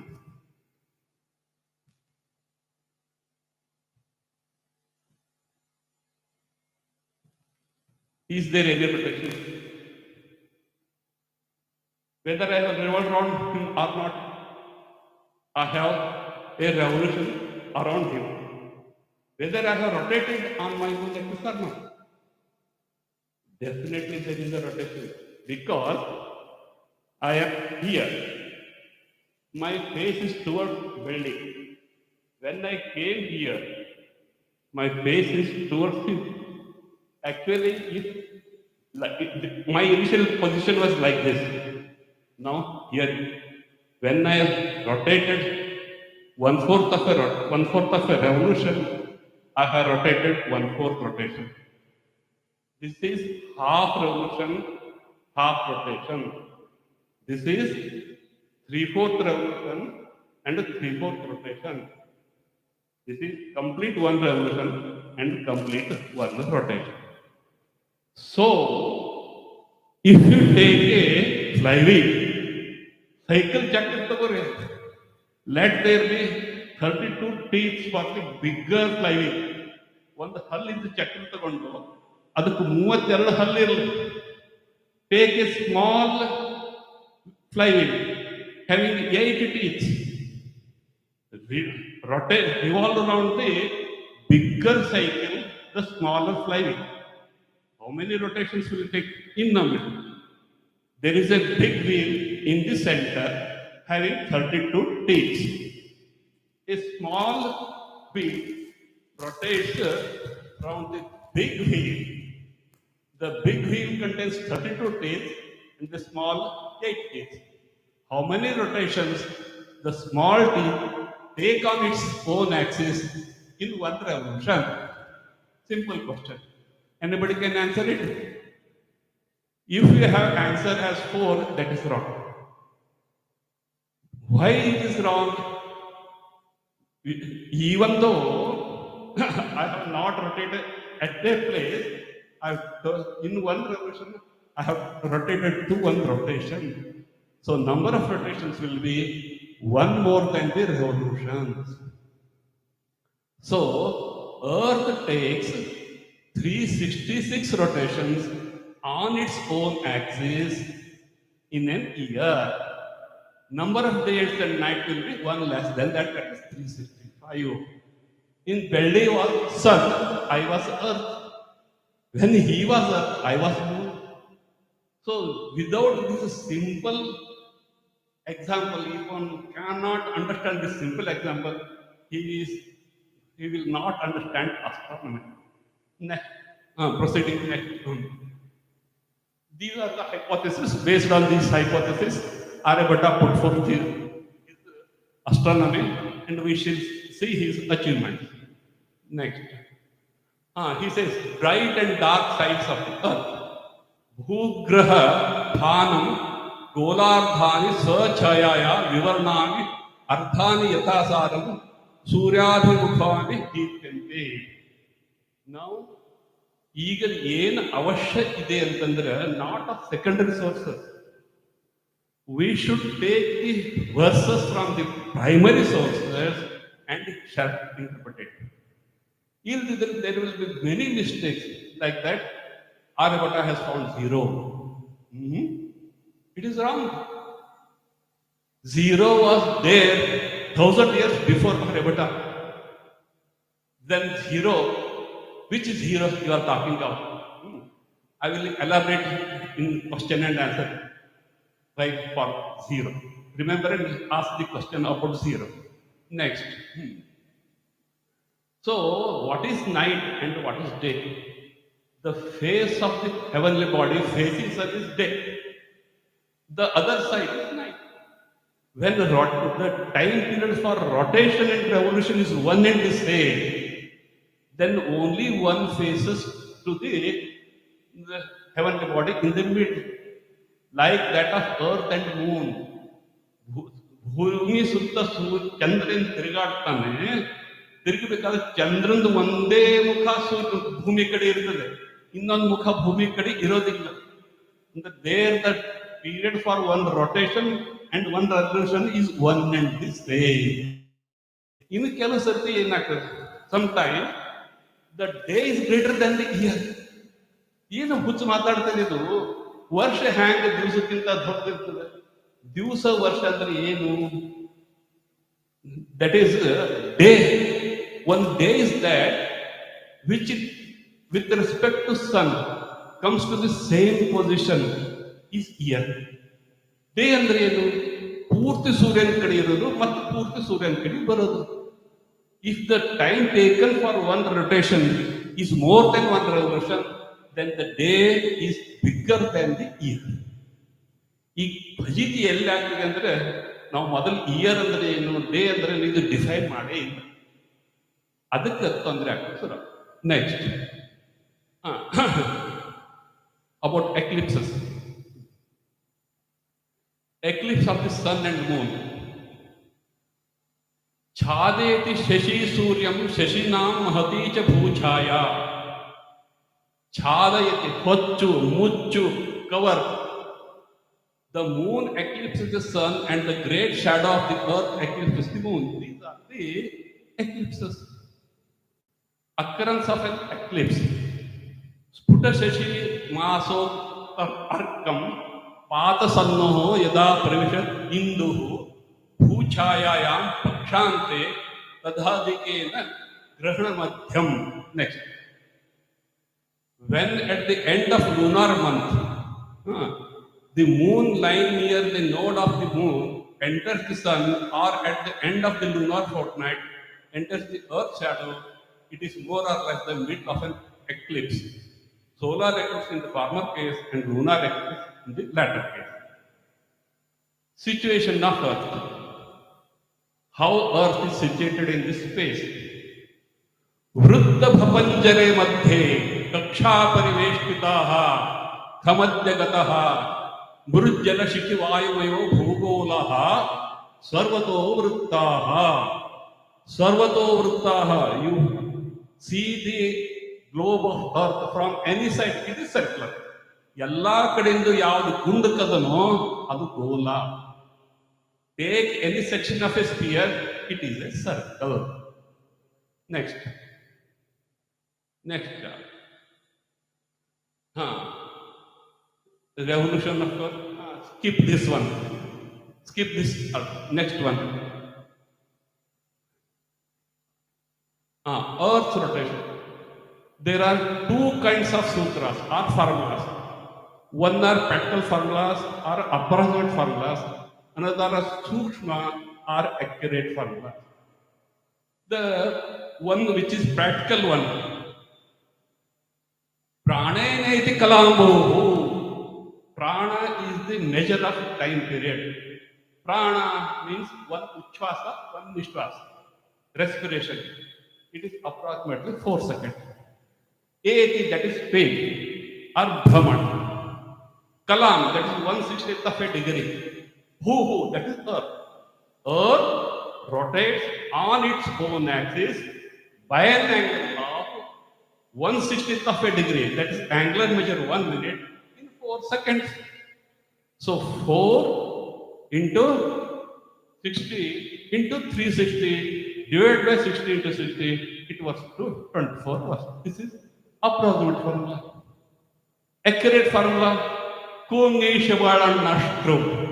That I will explain if time permits. Next one. This thing I have practically showed it. Next. Criticism of Brahmagupta. Brahmagupta says, Aryabhatta says, Earth is moving. Then Brahmagupta contradicts him. ಎಲ್ಲಿ ಹೋಗ್ತದೆ ಪ್ರಾಣೇನೈತಿ ಕಲಾಂಬೋ ಯದಿ ತರ್ಹಿ ಕುತಃ ವ್ರಜೇತ್ ಕಮಧ್ವಾನ್ ಆವರ್ತನ್ ಊರ್ವ್ಯಾಶ್ಚೇನ ಕಂತೆ ಸಮುಚ್ಛ್ರಾಯಃ ಕಸ್ಮಾತ್. I have knowledge of Sanskrit, working knowledge of Sanskrit. I am not an expert in Sanskrit. But I can understand Sanskrit verses and I can interpret them, but not as a perfect Sanskrit. Now, he asks, Manavaha, Shainadyaha, Pakshinascha, Prithivya, Prag Brahmanen, Swasthanam, Anyatra Gataha, Puna Swasthanam, Prapnuyas, Orvyaha, Humeri Yadya, Yadyada, Urdhamavartanam Brahmanam Bhavet Tarhi, Samuchrayaha, Prasada Bhuradayaha, Kastam Napatanti. ಏನ್ ಹೇಳ್ತಾನಂದ್ರೆ ಭೂಮಿ ತಿರುಗುತ್ತದಂತ ಹೇಳ್ತೀರಿ, ಪಕ್ಷಿಗಳು ಹಾರಿ ಆಕಾಶದಾಗ ಹಾರದಾಗ, ಅದು ಪಕ್ಷಿ ಆಕಾಶದಾಗ ಹಾರಿದಾಗ ಅದು ವಾಪಸ್ ಗೂಡಿಗೆ ಬರಕ್ಕಿಂತ ಭೂಮಿ ಮುಂಚೆ ತಿರುಗುತ್ತದ, ತನ್ನ ಗೂಡಿಗೆ ತಾ ಹ್ಯಾಂಗ್ ಹೋಗ್ತದ. ಆರ್ಯಭಟ ಹುಚ್ಚಿದ್ದ, ಆರ್ಯಭಟ ತಿಳಿತಿದ್ದಿಲ್ಲ. ಇದು ಅದಕ್ಕೆ ಸುಳ್ಳದು. ಒಂದು ವೇಳೆ ಭೂಮಿಯನ್ನು ಹಿಂಗ್ ತಿರುಗುತ್ತದೋ ಹಿಂಗ್ ತಿರುಗುತ್ತದೆ. ಹಿಂಗ್ ತಿರುಗುತ್ತಿದ್ರೆ ತನ್ನ ಗುಡಿಗೆ ತಾ ಪಕ್ಷಿ ಬರಂಗಿಲ್ಲ. ಒಂದು ವೇಳೆ ಹಿಂಗ್ ತಿರುಗ್ತಿತ್ತಪ್ಪ ಅಂದ್ರೆ ಬಿಲ್ಡಿಂಗ್ಗಳು ಬೀಳಂಗಿಲ್ಲ. So supporters of motion of earth, it is supporters of Aryabhata's theory of earth's rotation, Chaturveda Buddha Swami, Makki Bhatta, Copernicus and Galileo of Italy. ಒಂದು ನಾವು ಸುದೈವಗಳು ಏನಂದ್ರೆ, ನಮ್ಮಲ್ಲಿ ಏನು ಅಭಿಪ್ರಾಯ ಭೇದ ಇದ್ರೂ ಕೊಲ್ಲೋ ಮಟ್ಟಕ್ಕೆ ಅಭಿಪ್ರಾಯ ಭೇದ ಇರಲಿಲ್ಲ. It was limited to argument, that's all. ಆದ್ರೆ ನಾವು ಯುರೋಪದಲ್ಲಿ ನೋಡ್ತೀವಿ, ಅವನ ನಮ್ಮ ಮಾತು ಕೇಳಂಗಿಲ್ಲ, ಖಲಾಸ್ ಮಾಡೋಣ. ಅಷ್ಟೇ ಅಲ್ಲ, ಈವನ್ ಚರ್ಚ್ದಲ್ಲಿ ಚರ್ಚ್ದಲ್ಲಿ ಒಂದು 6 months ಏನಂದ್ರೆ ಟ್ರಯಲ್ ನಡೀತು. ಯಾರ್ದು? ಗೆಲಿಲಿಯೋ. ಗೆಲಿಲಿಯೋ ಹೇಳ್ದ, ಭೂಮಿ ಸಪಾಟ ಟೇಬಲ್ ಇದ್ದಂಗೆ ಇಲ್ಲ, ಗುಂಡಕದ, ತನ್ನ ಸುತ್ತ ತಾನು ತಿರುಗುತ್ತದೆ. ಇಲ್ಲ, ನೀ ಚರ್ಚ್ ಇಪ್ಪ, ನಿನ್ ತಪ್ಪು ಒಪ್ಕೊ, ಹಾಲ ಮಸಲ ತಪ್ಪನು ಹೋಗು, ಇಲ್ಕ ನಿನಗೆ ಕ್ಯಾಪಿಟಲ್ ಪನಿಷ್ಮೆಂಟ್. ಆಗ ಅವ ಹೋಗಿ ಬದುಕಿದ್ರೆ ಮುಂದೆ ತನ್ನ ಥಿರಿ ಇಡ್ತಾನಲ್ಲ, ಮತ್ತೆ ಬದುಕಲಿಲ್ಲ ಅಂದ್ರೆ ಎಲ್ಲಿ ಇಡ್ತಾನೆ? ಸೊ ಇಲ್ಲ, ಹೌದು, ನಾ ಹೇಳಿದ ಥಿರಿ ತಪ್ಪದ. Earth is flat, earth is like a table, it won't rotate or it won't revolve. ಹೊರಗೆ ಬಂದ ಚೇಸ್ನಿಂದ ನಾನು ತಿರುಗಂಗಿಲ್ಲ ಅಂತ ಹೇಳಿದ್ರೆ ಅದು ತಿರುಗಲು ಬಿಡ್ತದೇನು? If I say Earth won't rotate, will it stop rotating? No, it can't stop rotating. ಹಿಂಗೇನದ ಅಲ್ಲಿ ಇತ್ತು. ಅದು ಡೇಟ್ ಏನಿದೆ 22nd June 1633. ಅವತ್ತು ಅವ ತನ್ನ ಸೋಲು ಚರ್ಚ್ನಲ್ಲಿ ಒಪ್ಕೊಂಡು ವಾಪಸ್. ನೆಕ್ಸ್ಟ್ ಮತ್ತೆ ಈಗ ನಾವು ತಿರುಗ್ತೀವಿ ಅಂದ್ರೆ ನಮ್ಗೆ ತಿರುಗಿದ ಗೊತ್ತಾಗಂಗಿಲ್ಲ. ಇದು ಪ್ರಶ್ನೆ ಇರ್ತದೆ. If you are on an earth which rotates, why don't we feel that earth is rotating? ಅದಕ್ಕೆ ಆರ್ಭಟ ಕೊಡ್ತಾನೆ. ಅನುಲೋಮ ಗತಿರ್ನೌಸ್ತಃ ಪಶ್ಯಂತ್ ಅಚಲಂ ವಿಲೋಮಗಂ ಯದ್ವತ್ ಅಚಲಾನಿ ಭಾನಿ ತದ್ವತ್ ಸಮಪಶ್ಚಿಮಗಾಮಿ ಲಂಕಾಯಾಮ್. ಇಲ್ಲಿ ಲಂಕಾ ಅಂದ್ರೆ ಶ್ರೀಲಂಕಾ ಅಲ್ಲ, ಲಂಕಾ ದಟ್ ಇಸ್ ಮೆರಿಡಿಯನ್. ಅಂದ್ರೆ ಪ್ರಾಚೀನ ಭಾರತದಲ್ಲಿ ಏನ್ meridian that is called as Lanka. Today's 75 degrees 15 minutes. ಅದು ಏನದ that longitude is called as Lanka. ಉದಯಾಸ್ತಮ ಅಂದ್ರೆ ಇಲ್ಲಿ ಏನ್ ಹೇಳಿಕತ್ತು ಅಂದ್ರೆ we have all experienced that when we are sitting in a train on a station, if the train moves the train beside us, we feel that as if our train is moving forward. Likewise, when we are moving in a boat, in a river, ನಾವು ನದಿ ಒಳಗೆ ಬೋಟ್ನಾಗ ಕೂತ್ ಹೋಗಬೇಕಾದಾಗ ದಂಡಿ ಮೇಲಿನ ಗಿಡಗಳು, ಗುಡ್ಡ, ಬೆಟ್ಟ ಹಿಂದಕ್ಕೆ ಹೋದಂಗೆ ಅನಿಸ್ತದೆ. ಅವು ಹಿಂದಕ್ಕೆ ಹೋಗ್ತವೇನೋ, ಅವು ಹಿಂದಕ್ಕೆ ಹೊಂಟಿಲ್ಲ, ನಮ್ಮ ಬೋಟ್ ಮುಂದಕ್ಕೆ ಹೊಂಟದ. ಹಂಗ just as a man in a boat moving forward sees the stationary object on the either side of the river as moving backward, just so are the stationary stars seen by people at Lanka on the equator moving exactly towards the west. It so appears as if the entire structure of the asterism, together with the planets, were moving exactly towards the west of the Lanka, being constantly driven by the provocator wind to cause their rising and setting. ಗ್ರಹ ಹುಟ್ಟೋದು, ಗ್ರಹ ಉದಯ ಅಸ್ತ ಯಾಕೆ ಆಗ್ತಾವ ಅಂದ್ರೆ ಇದ್ರ ಸಲುವಾಗಿ ಆಗ್ತಾವ. ನಾವು ಹೊರಟಿವಿ ಆದ್ರೆ ಗಿಡ ಮರ ಹ್ಯಾಂಗ್ ಹಿಂದಕ್ಕೆ ಹೋದಂಗೆ ಅನಿಸ್ತದ, ಹಂಗೆ ಹೊಂಟಿಲ್ಲ. ಸೂರ್ಯ ಮುಳುಗಲಿಕ್ಕತ್ತಾನ, ಸೂರ್ಯ ಉದಯ ಆಗ್ಲಿಕ್ಕತ್ತಾನೆ ಇಲ್ಲ, ನಾವು ತಿರ್ಗಲಿಕ್ಕತ್ತೀವಿ, ಸೂರ್ಯನ ಉದಯ ಅಸ್ತ ಆಗ್ಲಿಕ್ಕತ್ತೀವಿ. ನೆಕ್ಸ್ಟ್ ಹಾ, ಇವತ್ತು ಯಾವಾರ today is which weak day? Today is Friday, yesterday Thursday, tomorrow. Why this order? ಹಿಂಗೆ ಯಾಕಪ್ಪ? ಈ ಸಾಮಾನ್ಯ ಸಂಗತಿಗಳಿಗೂ ನಮ್ಗೆ ಗೊತ್ತಿಲ್ಲ ಯಾಕಂತ ತಿಳ್ಕೊಂಡು.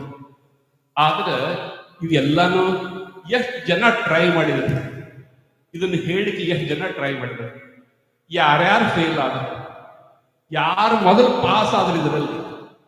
ಹೂ successfully interpreted? Aryabhata is the first person who interpreted it correctly. ಅವ ಏನ್ ಹೇಳ್ದ? ಇವೆಲ್ಲ ವಾರ ಏನದ ಹ್ಯಾಂಗ್ ಬಂದದ? ಸಪ್ತೈತೆ ಹೋರೇಶಾಃ ಶನೈಶ್ಚರಾದ್ಯಾಃ ಯಥಾಕ್ರಮಂ ಶೀಘ್ರಾಃ ಶೀಘ್ರಾಕ್ರಮಾತ್ ಚತುರ್ಥಾ ಭವಂತಿ ಸೂರ್ಯೋದಯಾತ್ ದಿನಪಃ. ಶನಿವಾರ ದಿವಸ, on which weekday the lord of the first hour is Saturn, ಅದು ಶನಿವಾರ. ಯಾವ ದಿವಸ sun is the lord of the first hour, ಅದು ಆದಿತ್ಯವಾರ. ಫಸ್ಟ್ ಡೇ ಮೂನ್ ದಟ್ ಇನ್ನದ ಸೋಮವಾರ. ಈ ರೀತಿ ಅದ. ಮತ್ತಿದು ಹ್ಯಾಂಗ್ ತೆಗಿಬೇಕು ಅನ್ನೋದಕ್ಕೆ ಅವನು ಆ ಶ್ಲೋಕ ಹೇಳಿದ್ದದೆ ಅವೆಲ್ಲ ಸಂಖ್ಯೆಗಳು. Those numbers indicate number of rotations of the earth and number of revolutions of the planet.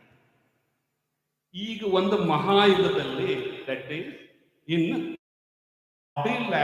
32,000 years in a period of 40 lakh 32,000 years, how many rotations of the earth will take place? Likewise, how many revolutions of the other planets take place? He has given two verses all these things. In only 10 verses of Geetika Chanda, he has explained the constants of astronomy. Because the verses are in Geetika Chanda and in 10 verses, it is named as Dashageetika. So, Dashageetika is also considered as the first part of Aryabhatiya. Aryabhatiya totally consists of 121 verses, including this Dashageetika. 121 among 121, 10 of Dashageetika, one introduction, and other two shlokas. So 121 for one verse there is two lines. Only in 242 lines he has narrated mathematics, Kalakriya, Gola, everything. That is spherical astronomy, reckoning of time, mathematics, and astronomy. ಈ ರೀತಿ ಅವರು in a very concise manner, ಅದು ಅಪಭ್ರಂಶ ಆಗ್ಲಾರ್ದಂಗೆ ಯಾಕೆ ಛಂದಸ್ದಲ್ಲಿ ಬರೀತಿದ್ರು? One reason was to by heart it and to remember, to verify whether the verse is according to the chanda or not, to correct it later. ಅದಕ್ಕೆ they use to write the shastras in chandas, particular children. Now, coming to here, there are seven heavenly bodies we have taken. How many hours are there in a day? There are 24 hours in a day. If we go on, if suppose tomorrow is Saturday, Shanivara, the first hour of Saturday, Lord of the hour is Shani. Then what is the next day? Next day is 25th hour. Who is the Lord of the 25th hour? That is that day. For example, here Shani. Shani is the Lord of the first hour. Then 8th hour. Then 8th hour. Then 15th hour. Then 22nd hour. 23rd hour Guru. 24th hour Mangala. 25th hour, that is Ravi. 25th hour is the first hour of the next day. That's why after Shanivara, it is Ravi. Likewise, every fourth is the next day. Saptaite horascha shanashcha rajyaha yathakram shigra kamat chaturtha bhavanti suryodayat dinapaha. So, Lord of the day. Next ತಗೊಂಡು we shall see, ಇದೆಲ್ಲ explain ಮಾಡಲಿಕ್ಕೆ ಬಹಳಷ್ಟು ಬೇಕು. Next there are I have given the formula to convert those things also, how to arrive at the regular velocity. ಯಾಕಪ್ಪ ಶನಿವಾರ? Again coming to the track, running race track, the farthermost angular velocity, when we assume that everybody is running at the same speed, then the angular velocity of the last person is very slow, and the person nearest to the center is very fast. So arrange the planets in the order of increasing angular velocity. Take the fourth, every fourth. That is the name of the weekly day. Next chart. Next. Again, you have to come to that one afterwards. Next. Here itself I will explain. Take the previous chart. He has mentioned those numbers. How he has mentioned? वर्गाक्षराणि वर्गे अवर्गे अवर्गाक्षराणि कात् मौयः तद्विनवके नव वर्गे अवर्गे नवांत वर्गे. There are two types of Vyanjanakshara, Vargiya Vyanjana and Avargiya Vyanjana. Swara, neglecting whether it is Hrisva or Dirgha, taking only Swara. Swara indicates the place, Vyanjana indicates the number. So Vyanjana combined with Swara indicates the number. For example, a little bit, ಸ್ವಲ್ಪ ನಾಲ್ಕು ತಗೊಳ್ಳಿ. Numbers in alphabetic form. A, E, U, Ru, Ru, A, O, I, O. This is the order of the swaras. Let us take a word, term, Khidru. What Khidru indicates? Q, that is K plus Y in the place indicated by swara U. So K, from starting from K, K, G, G, G, J, J, J, J, T, T, T, K, T, T, P, P, P, P, Ma. So K is 1, Ma is 25. And K, Y is 30. Na, Ma, Na and Ma. And conjunct indicates Ma. Khigru. K should be placed in the U place.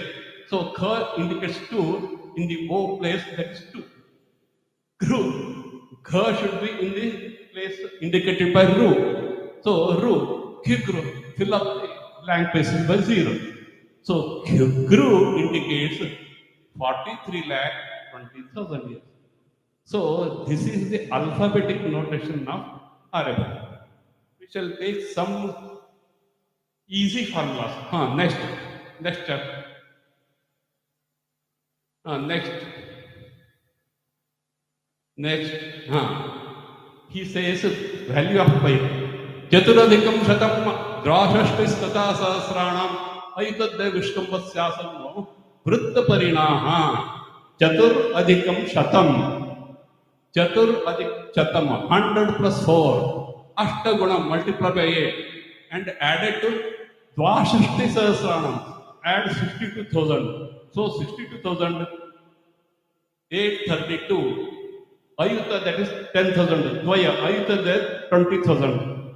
So 68 to 62,832 is the value of the circumference of a circle having a diameter of 20,000 units. So again he says asanna vritta parinaha. This asana means approximate. This is only an approximate value. This is not accurate value. Next. Next chart. So 62,832 divided by 20,000. Divide the numerator and denominator by 16. We will get 3927. 3,927 by 1250. In the submap. That is 3,927 by 1250. That is Bhanandagni Hatat Khabana Suryayi. Bha means Akasha.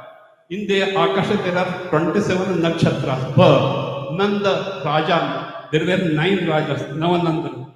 Agni, 3 types of Agni. So Bhanandagni is 3,927. Kha means Akasha, Shunya. Kha, Bana, Manmatan, 8 Bana. So 5. Surya, 12. So Bhanandagni Hatat Khabana Suryayi. This is stated by Bhaskaracharya in his Leela. Next chart.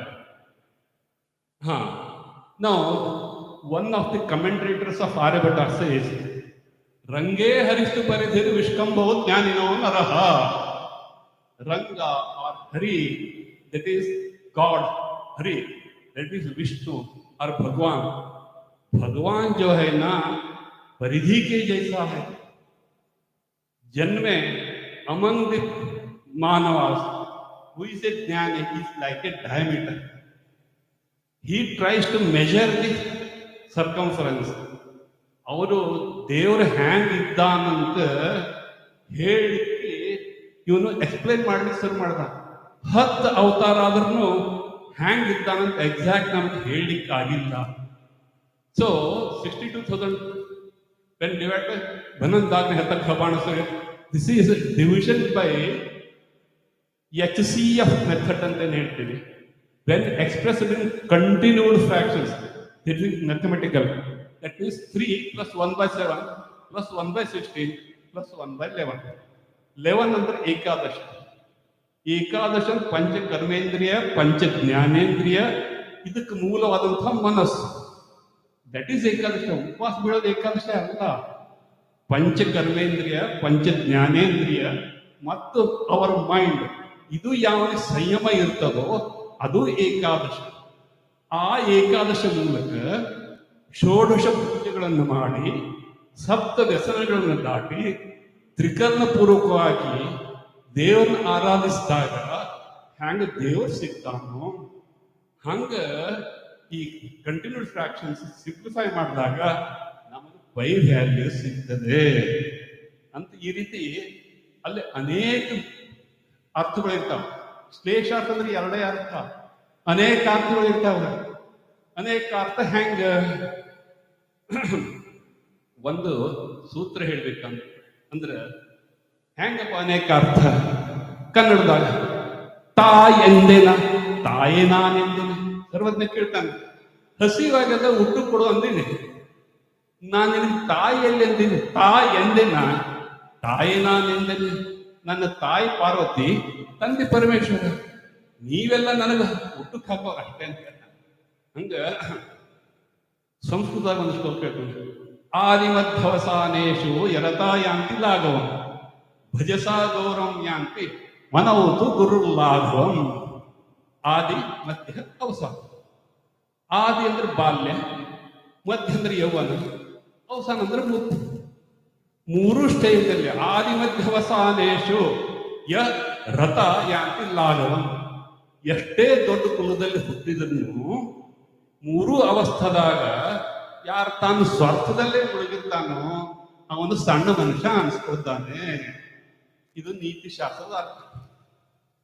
ಆದಿ ಮಧ್ಯವಸಾನೇಶು ಯರತಾ ಯಾಂತಿ ಲಾಘವಂ ಭಜಸಾ ಗೌರವಂ ಯಾಂತಿ ಮನೋತು ಗುರು ಲಾಘವಂ. ಅಂದ್ರೆ ಮಧ್ಯ ಛಂದಸ್ದಲ್ಲಿ ಯಮಾತಾರ ಜವಾನ ಸಲಗಂ ಅಂತ ಏನು ಹೇಳ್ತು ಸೂತ್ರ, ಆ ಸೂತ್ರ ನೆನ್ಪಿಡ್ಲಿಕ್ಕೆ ಆಗ್ತದೆ. ಒಂದು ವೇಳೆ ಆದಿನ ನಾವು ಏನದ ಎ ಮತ್ತ ಇದು ಲಘುನ ಎ ಗುರುನ ಬಿ ಅಂತ ತಿಳ್ಕೊಂಡ್ರೆ ಅದು A+B ಹೋಲ್ ಸೂತ್ರ.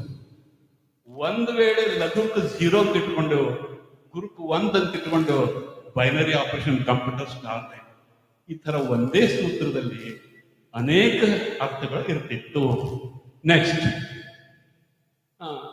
ನೆಕ್ಸ್ಟ್ ಅದ್ರದ್ದು ಈಗ ಏನದ ನಮ್ಮ ತಲೆಯಾಗ ಒಂದು ಭ್ರಮ ಅದ ಜಾತಿ ವ್ಯವಸ್ಥೆ ಬಗ್ಗೆ.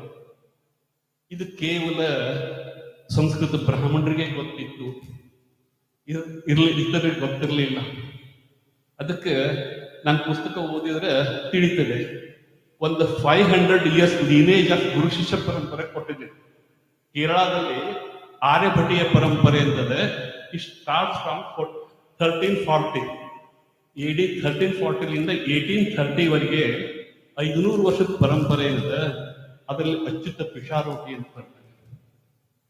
ಆನಂತರ ಶಂಕರ ವಾರಿಯರ್ ಅಂತ ಬರ್ತಾರೆ. ಕೇರಳದಲ್ಲಿ ಏನಿದೆ, ಇಬ್ಬರು ಇರ್ತಾರೆ ಒಂದು ಗುಡಿಗೆ, ಒಬ್ಬನ ಪೂಜೆ ಮಾಡೋನು, ಇನ್ನೊಬ್ಬ ಕಸ ಬಳಿಯೋರು. ವಾರಿಯರ್ ಅಂದ್ರೆ ಪಾರುಷ್ಯ, ಸಂಸ್ಕೃತದಲ್ಲಿ ಪಾರುಷ್ಯ ಅಂತ ಕರೀತಾರೆ. ಅವನು ಕಸ ಬಳಿಯೋನು, ಅವನು ಶಂಕರ ಪಾರುಷ್ಯ. ಮತ್ತು ಅಚ್ಯುತ ಪಿಶಾರೋಟಿಗೆ ನಂಬೂದರಿ ಬ್ರಾಹ್ಮಣರು ಗುರು ಅಂತ ತಿಳ್ಕೊಂಡಿದ್ರು. ಇವತ್ತಿನ ಲೆಕ್ಕದಲ್ಲಿ ಅವರು SC ಅಷ್ಟೇ.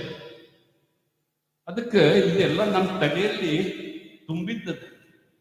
ಇನ್ನು ಸ್ವಲ್ಪ ಇತಿಹಾಸ ಬಗ್ಗೆ ಹೋಗ್ಬೇಕು ಅಂತಂದ್ರೆ, ಬಲಕ್ಲಿಂದ ಎಡಕ್ಕೆ ಹೋಗ್ತೇವೆ. ಬರೆಯೋದೆಲ್ಲ ಎಡಕ್ಲಿಂದ ಬಲಕ್ಕೆ, left to right. Literature is from left to right, mathematics is from ಎಕ್ಕಂ ತಹಂ ಚತ. ಅಂದ್ರೆ ಅಂಕಾನಾಂ ವಾಮತೋ ಗತಿ ಅಂತ ಹೇಳಿ. ಅಂದ್ರೆ ಬಲಕ್ಕಿದ್ದದ್ದು ದೊಡ್ಡದು, ಎಡಕ್ಕಿದ್ದದ್ದು ಕಾಣೋದು. ಅಂದ್ರೆ ಇಲ್ಲಿ ಉಲ್ಟಾ ಆಗಿದ್ದು ಹಿಂಗ್ಯಾಕಾಗಲಿಕ್ಕತ್ತದೆ, ಹಿಂಗ್ಯಾಕಾಗಲಿಕ್ಕತ್ತದ ಕೇಳಿದಾಗ ನೀವೆಲ್ಲ ರಾಮಾಯಣ ಮಹಾಭಾರತ ನೋಡಿರ್ತೀರಿ. ಮಧ್ಯದಲ್ಲಿ ರಾಜ ಇರ್ತಾನೆ, ಅವನು ಎಡಕ್ಕೆ ಯುವರಾಜ, ಸೇನಾಪತಿ, ಸಾಮಂತರು, ಇಲ್ಲಿ ಗುರು ಮತ್ತು ದೊಡ್ಡವರು. ಅದಕ್ಕೆ ಜೈಮಿನಿ ನ್ಯಾಯಮಾಲ ಸೂತ್ರದಾಗ ಏನದಂದ್ರೆ, ಪೂಜ್ಯಾಹ ವಿಪ್ರಾಹ ದಕ್ಷಿಣ ಭಾಗೆ ಉಪವೇಶನೀಯ ಏತೇಚ ಭೃತ್ಯಃ ವಾಮ ಭಾಗಂ ಕರೋತಿ. ಚಿಕ್ಕವರೆಲ್ಲ ಎಡಕ್ಕೆ ಕೂಡ್ತಾರೆ, ದೊಡ್ಡವರೆಲ್ಲ ಬಳಕ್ ಕೂಡ್ತಾರೆ. ಮತ್ತೆ ಉಲ್ಟಾ ಆಗ್ಲಿಕ್ಕತ್ತಿಲ್ಲ. ನೀವು ಸಭಿಕರಿದ್ದೀರಿ, ಇದು ಸಭಾ ವೇದಿಕೆದ. ಸಭಾ ವೇದಿಕೆದಾಗ ಯಾವ್ದು ನಮ್ಮ ಬಲಕ್ಕದನೋ ಅದು ನಿಮಗೆ ಎಡಕ್ಕಾಗ್ತದೆ, ಯಾವ್ದು ಎಡಕ್ಕದನೋ ಅದು ಬಲಕ್ಕಾಗ್ತದೆ, ಪಾರ್ಶ್ವ ಪಲ್ಲಟ ಆಗ್ತದೆ. ಮಿರರ್ ಇಮೇಜ್ ಅಂತ ಹೇಳ್ತೀವಿ. ಪಾಟಿ ಮೇಲೆ ನಾವು ಬರೀಲಿಕ್ಕೆ ಎಡಕ್ಕೆ ಬಲಕ್ಕೆ ಎಡಕ್ಕ. ಅದಕ್ಕೆ ಹಿಂಗ್ ಬಂತು ಅಂದ್ರೆ ಏಕಾದಶ, ದ್ವಾದಶ, ತ್ರಯೋದಶ, ಚತುರ್ದಶ, ಪಂಚದಶ ಶಬ್ದಗಳೇನವ. ಮತ್ತೆ ಇವೆಲ್ಲ ಹಿಂಗವ. ಇಂಗ್ಲಿಷ್ನಾಗ 11, 12, 13, 14, 15. ಮತ್ತೆ ಕನ್ನಡದಾಗ ಉಲ್ಟಾಗಲ್ಲ ಅಂತ 11, 12. ಅಲ್ಲೇನದ ಮೊದಲು ಸಣ್ಣದದ, ಆಮೇಲೆ ದೊಡ್ಡದದ. ರಾಧಾಕೃಷ್ಣ, ಸೀತಾರಾಮ, ಪಾರ್ವತಿ ಪರಮೇಶ್ವರ ಅದೆಲ್ಲ ಟ್ರೆಡಿಷನ್ ಪ್ರಕಾರದ. ಕನ್ನಡದಾಗ ಉಲ್ಟಾ ಯಾಕದ? ಕಾಪಿ ಮಾಡೋರು ಏನದ ಹ್ಯಾಂಗ್ ಇದ್ದಂಗೆ ಕಾಪಿ ಮಾಡ್ತಾರೆ. ಯಾವ ಒರಿಜಿನಲ್ ಇರ್ತಾನೋ ಅದಕ್ಕೆ ಇಲ್ಲಿ ಡೆಸಿಮಲ್ ಸಿಸ್ಟಮ್ ಬಹುಶಃ ಕರ್ನಾಟಕದಲ್ಲಿ ಹುಟ್ಟಿತು. ಕುಂದ ಅನಂತ ಒಬ್ಬ ಜೈನ ಮನಿ ಅದನ್ನ ಮಾಡ್ದ. ಸ್ವಲ್ಪದಲ್ಲಿ ಇನ್ನು ಮುಂದೆ ಉಗಮ ಮತ್ತು ಪ್ರಸಾರ ಎರಡು ಶಬ್ದ. ಎವಲ್ಯೂಷನ್ ಅಂಡ್ ಇಟ್ಸ್ ಅದು ಪ್ರಸಾರ. ಈಗ ಭಾರತದಲ್ಲಿ ಗಣಿತ ಹುಟ್ಟಿದ್ದು ಉತ್ತರಕ್ಕೇನದ ಇದಂತ ಚೀನಾ, ಉತ್ತರಕ್ಕೇನದ ಬೌದ್ಧ ಧರ್ಮದ ಮೂಲಕ ಬೆಳೀತು. ಅಂದ್ರೆ ಪಶ್ಚಿಮಕ್ಕೆ ಏನದ, ಆ ಪಶ್ಚಿಮಕ್ಕೇನದ ಅರಬರ ಮೂಲಕ ಯುರೋಪಕ್ಕೆ ಹೋಯ್ತು. ಈಸ್ಟ್ ಇಂಡಿಯನ್ ಕಂಪಲ್ಸರಿ ಅಂತ ವಾಪಸ್ ಬಂತು. ಒಂದು ಉದಾಹರಣೆ ಮೂಲಕ ಹೇಳ್ಬೇಕಂದ್ರೆ, ಮನೆಯಿಂದ ಒಬ್ಬ ಹುಡುಗ ತನ್ನ 7 ವರ್ಷನಾಗ ಮನೆಯಿಂದ ಕಳೆದು ಹೋದ. ವಾಪಸ್ ಬರ್ಬೇಕಾದ್ರೆ ಅವನಿಗೆ 17-18 ವಯಸ್ಸಾಗಿತ್ತು. ಗಡ್ಡ ಮೀಸಿ ಬೆಳೆದಿತ್ತು. ಇವ ನಮ್ಮವನದೇ ಗುರುತಿಸಿಗೊತ್ತಾಯ್ತು. ಹಾಗೇನದ ಇಲ್ಲಿಂದ ಭಾರತದಿಂದ ಗಣಿತ ಏನದ ಅಬ್ಬಾಸದಿ ಅಲ್ ಮನ್ಸೂರ್ ಅಂತ ಯಾವಾಗ ಖಲೀಫೆ ಇದ್ದ ಅಂದ್ರೆ ಇನ್ AD 771 ಅಂದ್ರೆ ಆಗ್ಲೇ 100 ವರ್ಷ ಆಗಿತ್ತು ಇಸ್ಲಾಂ ಸ್ಟಾರ್ಟ್ ಆಗಿ. ಆಗ ಅಲ್ಲಿ ಪರ್ಮಕ್ ಅಂತ ಹೇಳ್ತೀವಿ. ಅಂದ್ರೆ ಪರ್ಮಕ್ ಅಂದ್ರೆ ಬೌದ್ಧ converted to Islam is called as Parmak in Sanskrit. ಅಲ್ಲಿ ಬರ್ಮಕ್ ಅಂತ ಹೇಳ್ತಾನೆ. ಅಲ್ಲಿ ಪ್ರಧಾನಮಂತ್ರಿ ಏನಿದ್ದ ಅವನು ಬರ್ಮಕ್ಕಿದ್ದ. ಅವನು ಹೇಳ್ದ ರಾಜ ಖಲೀಫಗೆ, ನಾವು ಹಿಂಗೆ 2 ದಿವಸದ ಕುರಿ ಕಾಯೋದ, ಭಾರತದಿಂದ ಕರೆಸಲಿ ವಿದ್ವಾನ್ರನ್ನ, ಇಲ್ಲಿ ಮತ್ತೆ ಶಿಕ್ಷಣ ಪ್ರಾರಂಭ ಆಗಲಿ. ಆಗ ವ್ಯಾಘ್ರಮುಖ ಅಂತ ರಾಜ ಇದ್ದ ಸಿಂಧು ಪ್ರದೇಶದಲ್ಲಿ. ಅವನಲ್ಲಿ ಬ್ರಹ್ಮಗುಪ್ತನ ಶಿಷ್ಯ ಇದ್ದ ಕನಕ ಅಂತ. ಅವನು ತನ್ನ ಗ್ರಂಥನ ಅಲ್ಲಿ ತಗೊಂಡು ಹೋಗಿ ಅಲ್ಲಿ ಅಲ್ಫಜಾಲಿ ಅಂತಿದ್ದ, ಯಾಕೂಬ್ ಅಂತಿದ್ದ, ಅವ್ರ ಮೂಲಕ ಅದನ್ನು ಅರಬಿ ಭಾಷಾಂತರ ಆಯ್ತು. ಅನಂತರ ಹಿಬ್ರೂಕ್ಕಾಯ್ತು, ಅನಂತರ ಫ್ರೆಂಚಿಕ್ಕಾಯ್ತು, ಇಂಗ್ಲಿಷಕ್ಕಾಯ್ತು, ಈಸ್ಟಿನ ಕಂಪನಿಗೆ ವಾಪಸ್. ಈ ರೀತಿಯಾಗಿ ಇಲ್ಲಿ ಉಗಮ ಹೊಂದಿದಂತಹ ಪ್ರಸಾರ ಆದಂತಹ ಗಣಿತ ಏನದ ಅದು ಪೌರುಷೇಯ ಗಣಿತ. ಇದು ಗಣಿತ ಯಾಕೆ ತಿಳ್ಕೊಬೇಕಂದ್ರೆ ನಮಗ್ ಗಣಿತ ಸರಿಯಾಗಿ ತಿಳಿಬೇಕಂದ್ರೆ ತಿಳ್ಕೊಬೇಕು. ಉದಾಹರಣೆಗೆ ಈಗ ನಾವೊಬ್ಬ ಹೈಸ್ಕೂಲ್ ಹುಡುಗ, PUC ಹುಡುಗ ನನಗೆ ಪೈಥಾಗರಸ್ ಥಿಯರಂ ಅಂಕ ಗಣಿತದಾಗ ಹೇಳ, ನಾವು ಗಾಬರಾಗ್ತೇನೆ. ಈಗ ಒಂದಷ್ಟಲ್ಲಿ ಪೈಥಾಗರಸ್ ಥಿಯರಂ ಜೊಮೆಟ್ರಿದಾಗ ಅದ, ಅಂಕ ಗಣಿತದಾಗ ಎಲ್ಲಿ ಬರ್ತದೆ ಅಂದ್ರೆ ಪೈಥಾಗರಸ್ ಥಿಯರಂ ಕನ್ಸೆಪ್ಟ್ ಹೇಳಪ್ಪ. 3 square plus 4 square is equal to 5 square. 12 square plus 5 square is equal to 13 square. ಇದನ್ನ ನನಗ ಏನದ ಕೋಆರ್ಡಿನೇಟ್ ಜಾಮೆಟ್ರಿದಾಗ ಹೇಳು. x square plus y square is equal to half square. Equation of a circle with center and origin. ಇದನ್ನ ನಾನು ಅಲ್ಜಬ್ರಾದಾಗ ಹೇಳು. x square plus y square is equal to solution of a second degree equation. Given a concept, one should be able to express in different branches of science and different branches of the same science. All of mathematics is nothing but a process of solving the problems. ಇಲ್ಲಿ ನನಗೆ opportunity ಕೊಟ್ಟಿದ್ದಕ್ಕೆ ಎಲ್ಲ ಆಯೋಜಕರಿಗೆ ಅಭಿನಂದಿಸಿ, ಆ ಹುಡುಗಿ ಮನಸ್ಸಿನಾಗ ಮುಂಚೆ ಹೇಳಿದ್ದೆ, ಆ ಹುಡುಗಿ ಮನಸ್ಸಿನಾಗ ಹೆಂಗೆ ಕಿಕ್ ದಿ ಮೆಥಡ್ಸ್ ಟೀಚರ್ ಆ ಭಾವನೆ ನಿಮಗೆ ಬಂದಿಲ್ಲ ಅಂತ ತಿಳ್ಕೊಂಡು ನೀವೆಲ್ಲ ಶಾಂತ ರೀತಿಯಿಂದ ನನಗೆ ಕೇಳಿದ್ದಕ್ಕೆ ನಿಮಗೆಲ್ಲ ಅಭಿವಂದನೆಗಳು ಸಲ್ಲಿಸಿ ನನ್ನ ಮಾತು ಮುಗಿಸ್ತೀನಿ. ಏನಾದ್ರೂ ಪ್ರಶ್ನೆಗಳು ಕೇಳಿದ್ರೆ ನನಗೆ ತಿಳಿದಷ್ಟು ಉತ್ತರ ಹೇಳಿ. ಯಾವುದೇ ಲ್ಯಾಂಗ್ವೇಜ್ ಕೇಳೋದು, ಹಿಂದಿ, ಇಂಗ್ಲಿಷು, ಕನ್ನಡ ಅದರಲ್ಲೂ ಕೇಳಬಹುದು. Thank you, sir. Thank you.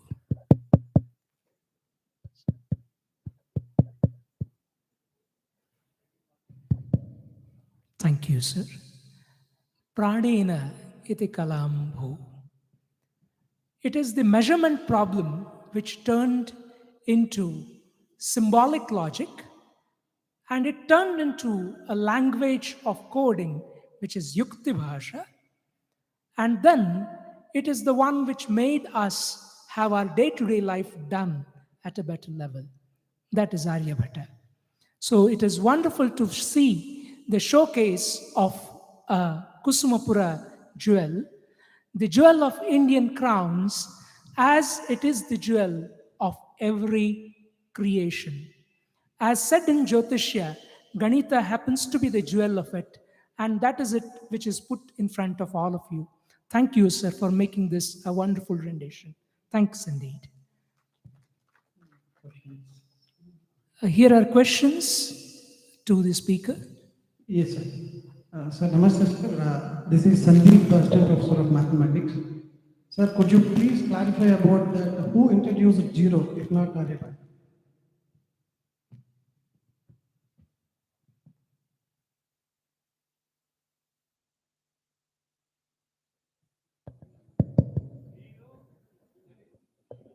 So it's not working. You can use this. That is philosophical shunya. That is shunya sampadana. Attaining the eternal thing. That is shunya sampadana. Next, grammatical zero. Lopa sandhi. Kannu plus niru, kanniru. Who has lopa? Adarshanam Vyakarana, that is according to Panini. Adarshanam Lopaha. Whether you are talking of a philosophical shunya, grammatical shunya, arithmetical shunya, algebraical shunya, shunya of the calculus, shunya as the absence, shunya as a mathematical entity, shunya as a unit element of addition, shunya as a datum, shunya as an absence. Which shunya you are talking? Zero matrix, zero vector, zero, tending to zero. Which shunya you are talking? Shunya in Panini, that is lopa sandhi, that is adarshanam lopaha. In Pingala, shunya is a zero and also a symbol to indicate nothing. Then shunya is absence. Here the persons of age 100 is shunya, that is absence. Then again in absence, there are three types of absence. Initial absence, middle absence, and final absence. Which is initial absence? ಇದಕ್ಕೆ ಒಂದು instance I say.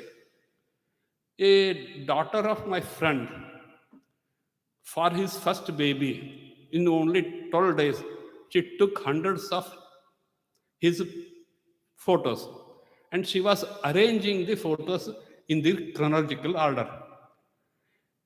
Her mother was scolding her. That at that time I have entered their house. ನೋಡ್ರಿ ಹೇಳಿದ್ರೆ ಕೇಳಲ್ಲ ಆಗ್ಯಾಳ, ಹಸಿ ಬಾಣ ಅಂತ ಹೇಳ ಸುಮ್ಮ ಲ್ಯಾಪ್ಟಾಪ್ ಮುಂದೆ ಕೂತಾಳ, ಒಂದಿಷ್ಟು ಏನಾರ ಹೇಳ್ರಿ. ಆಯ್ತವ ಏನು ಮಾಡ್ಲಿಕ್ಕತ್ತಿದೆ? I am arranging the photos of my baby in the chronological order. But ಅದು ಇಟ್ ಡಸಂಟ್ ಹ್ಯಾಪನ್, ಅಲ್ಲಿ ಆಗ್ತಾ ಇಲ್ಲ. ನಾನು ನೋಡಿದೆ, ಶಿ ವಾಸ್ MCA. ನಾನು ಇದಕ್ಕೆ ಸೊಲ್ಯೂಷನ್ ಹೇಳ್ತೀನಿ, ನಿನ್ನ MCA ಡಿಗ್ರಿ ವಾಪಸ್ ಕೊಡು ಅಂದೆ. ಯಾಕೆ? ಅವಳು 1 2 ಹಾಕ್ಲಿಕ್ಕತ್ತಾಳ. ನಾನು ಅದಕ್ಕೆ ಕಂಪ್ಯೂಟರ್ಗೆ 1 2 ತಿಳಿಯಂಗಿಲ್ಲ. 001 002 ಹಿಂಗೆ 3 ಡಿಜಿಟ್ದಲ್ಲಿ ಎಂಟರ್ ಮಾಡೋ ತಾನೇ ಇಟ್ ಟೇಕ್ಸ್. ಅದಕ್ಕೆ ಇನಿಷಿಯಲ್ ಆಬ್ಸೆನ್ಸ್ ಬೇಕು. ಅಂದರೆ 025 205 250 ಅದಕ್ಕೆ ಇದು ಆಬ್ಸೆನ್ಸ್. ಈಗ ಟೆಂಪ್ರೇಚರ್ 27 ಡಿಗ್ರಿ ಅಂದ್ರೆ 0 ಡಿಗ್ರಿ ಒಂದದ. ಇಲ್ಲಿ MSL 450 ಅಂದ್ರೆ 0 MSL ಒಂದದ. 0 as a datum, 0 as a absence, 0 as a mathematical entity, quantity tending to 0. ಅದಕ್ಕೆ ನೀವು ಝೀರೋನ್ನ ಯಾವ ಸೆನ್ಸ್ದಲ್ಲಿ ಹೇಳ್ತೀರಿ? ಝೀರೋ ಕನ್ಸೆಪ್ಟ್ ಉಗಮ ಆದದ್ದು ಯಾವಾಗ? ಝೀರೋ ಯಾವಾಗ ಗ್ರಂಥಗಳಲ್ಲಿ ಅಂದರೆ ಸಾಹಿತ್ಯಿಕ ಗ್ರಂಥಗಳಲ್ಲಿ ಯಾವಾಗ ಬಂತು? ಮ್ಯಾಥಮೆಟಿಕ್ ಗ್ರಂಥದಲ್ಲಿ ಯಾವಾಗ ಬಂತು? ಯಾವಾಗ ಯಾವ ಸಬ್ಜೆಕ್ಟ್ದಲ್ಲಿ ಬಂತು frame, unless you fix the frame of reference, it is way in vain to explain those things. ಅದಕ್ಕೆ ಝೀರೋ ಅನ್ನೋದು ನಿಮಗೆ ಯಾವ ಝೀರೋ ಬೇಕು, ಯಾವ ಡೆಪ್ತ್ಗೆ ಬೇಕು, ಆ ಝೀರೋನ್ನ ಯಾವಾಗಾಯ್ತು ಅಂತ ಹೇಳ್ಬೋದು. Thank you, sir. I believe in the scope of time, we take only one question for this session. Uh, there's only, yeah. This shall be the last question for this session. I really fascinated to hear your talk, sir. To hear that, so I'm Dr. Devika from Mathematics Department.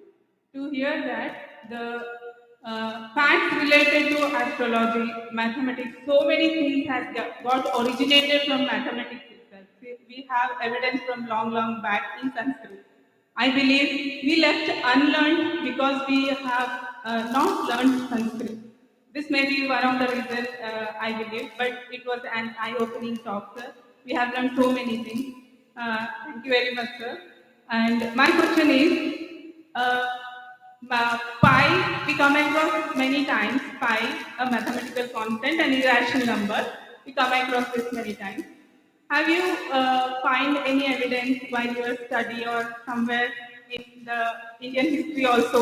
Is there any existence of pi in Indian history, sir? I want to know. Thank you, sir.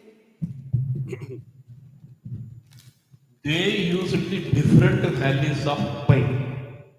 Concept of pi as an irrational number, that is the number which can be not expressed in the form of a numerator and denominator was there. That's why Aryabhatta has said asannaha, that is, it is only approximate. Whereas in the 15th and 16th century, by name Nilakantha Somayyaji, in his Aryabhatiya Bhashya, he has clearly stated the irrationality of pi. Thank you. Thank you, sir.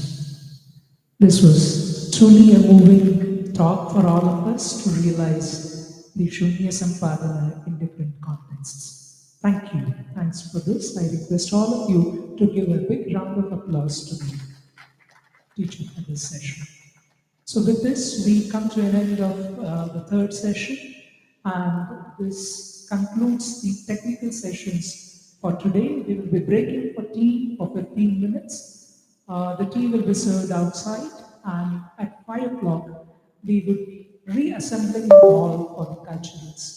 I request all the participants to have a small break with a warm tea and then come back to the same hall for the cultural sessions. Thank you all.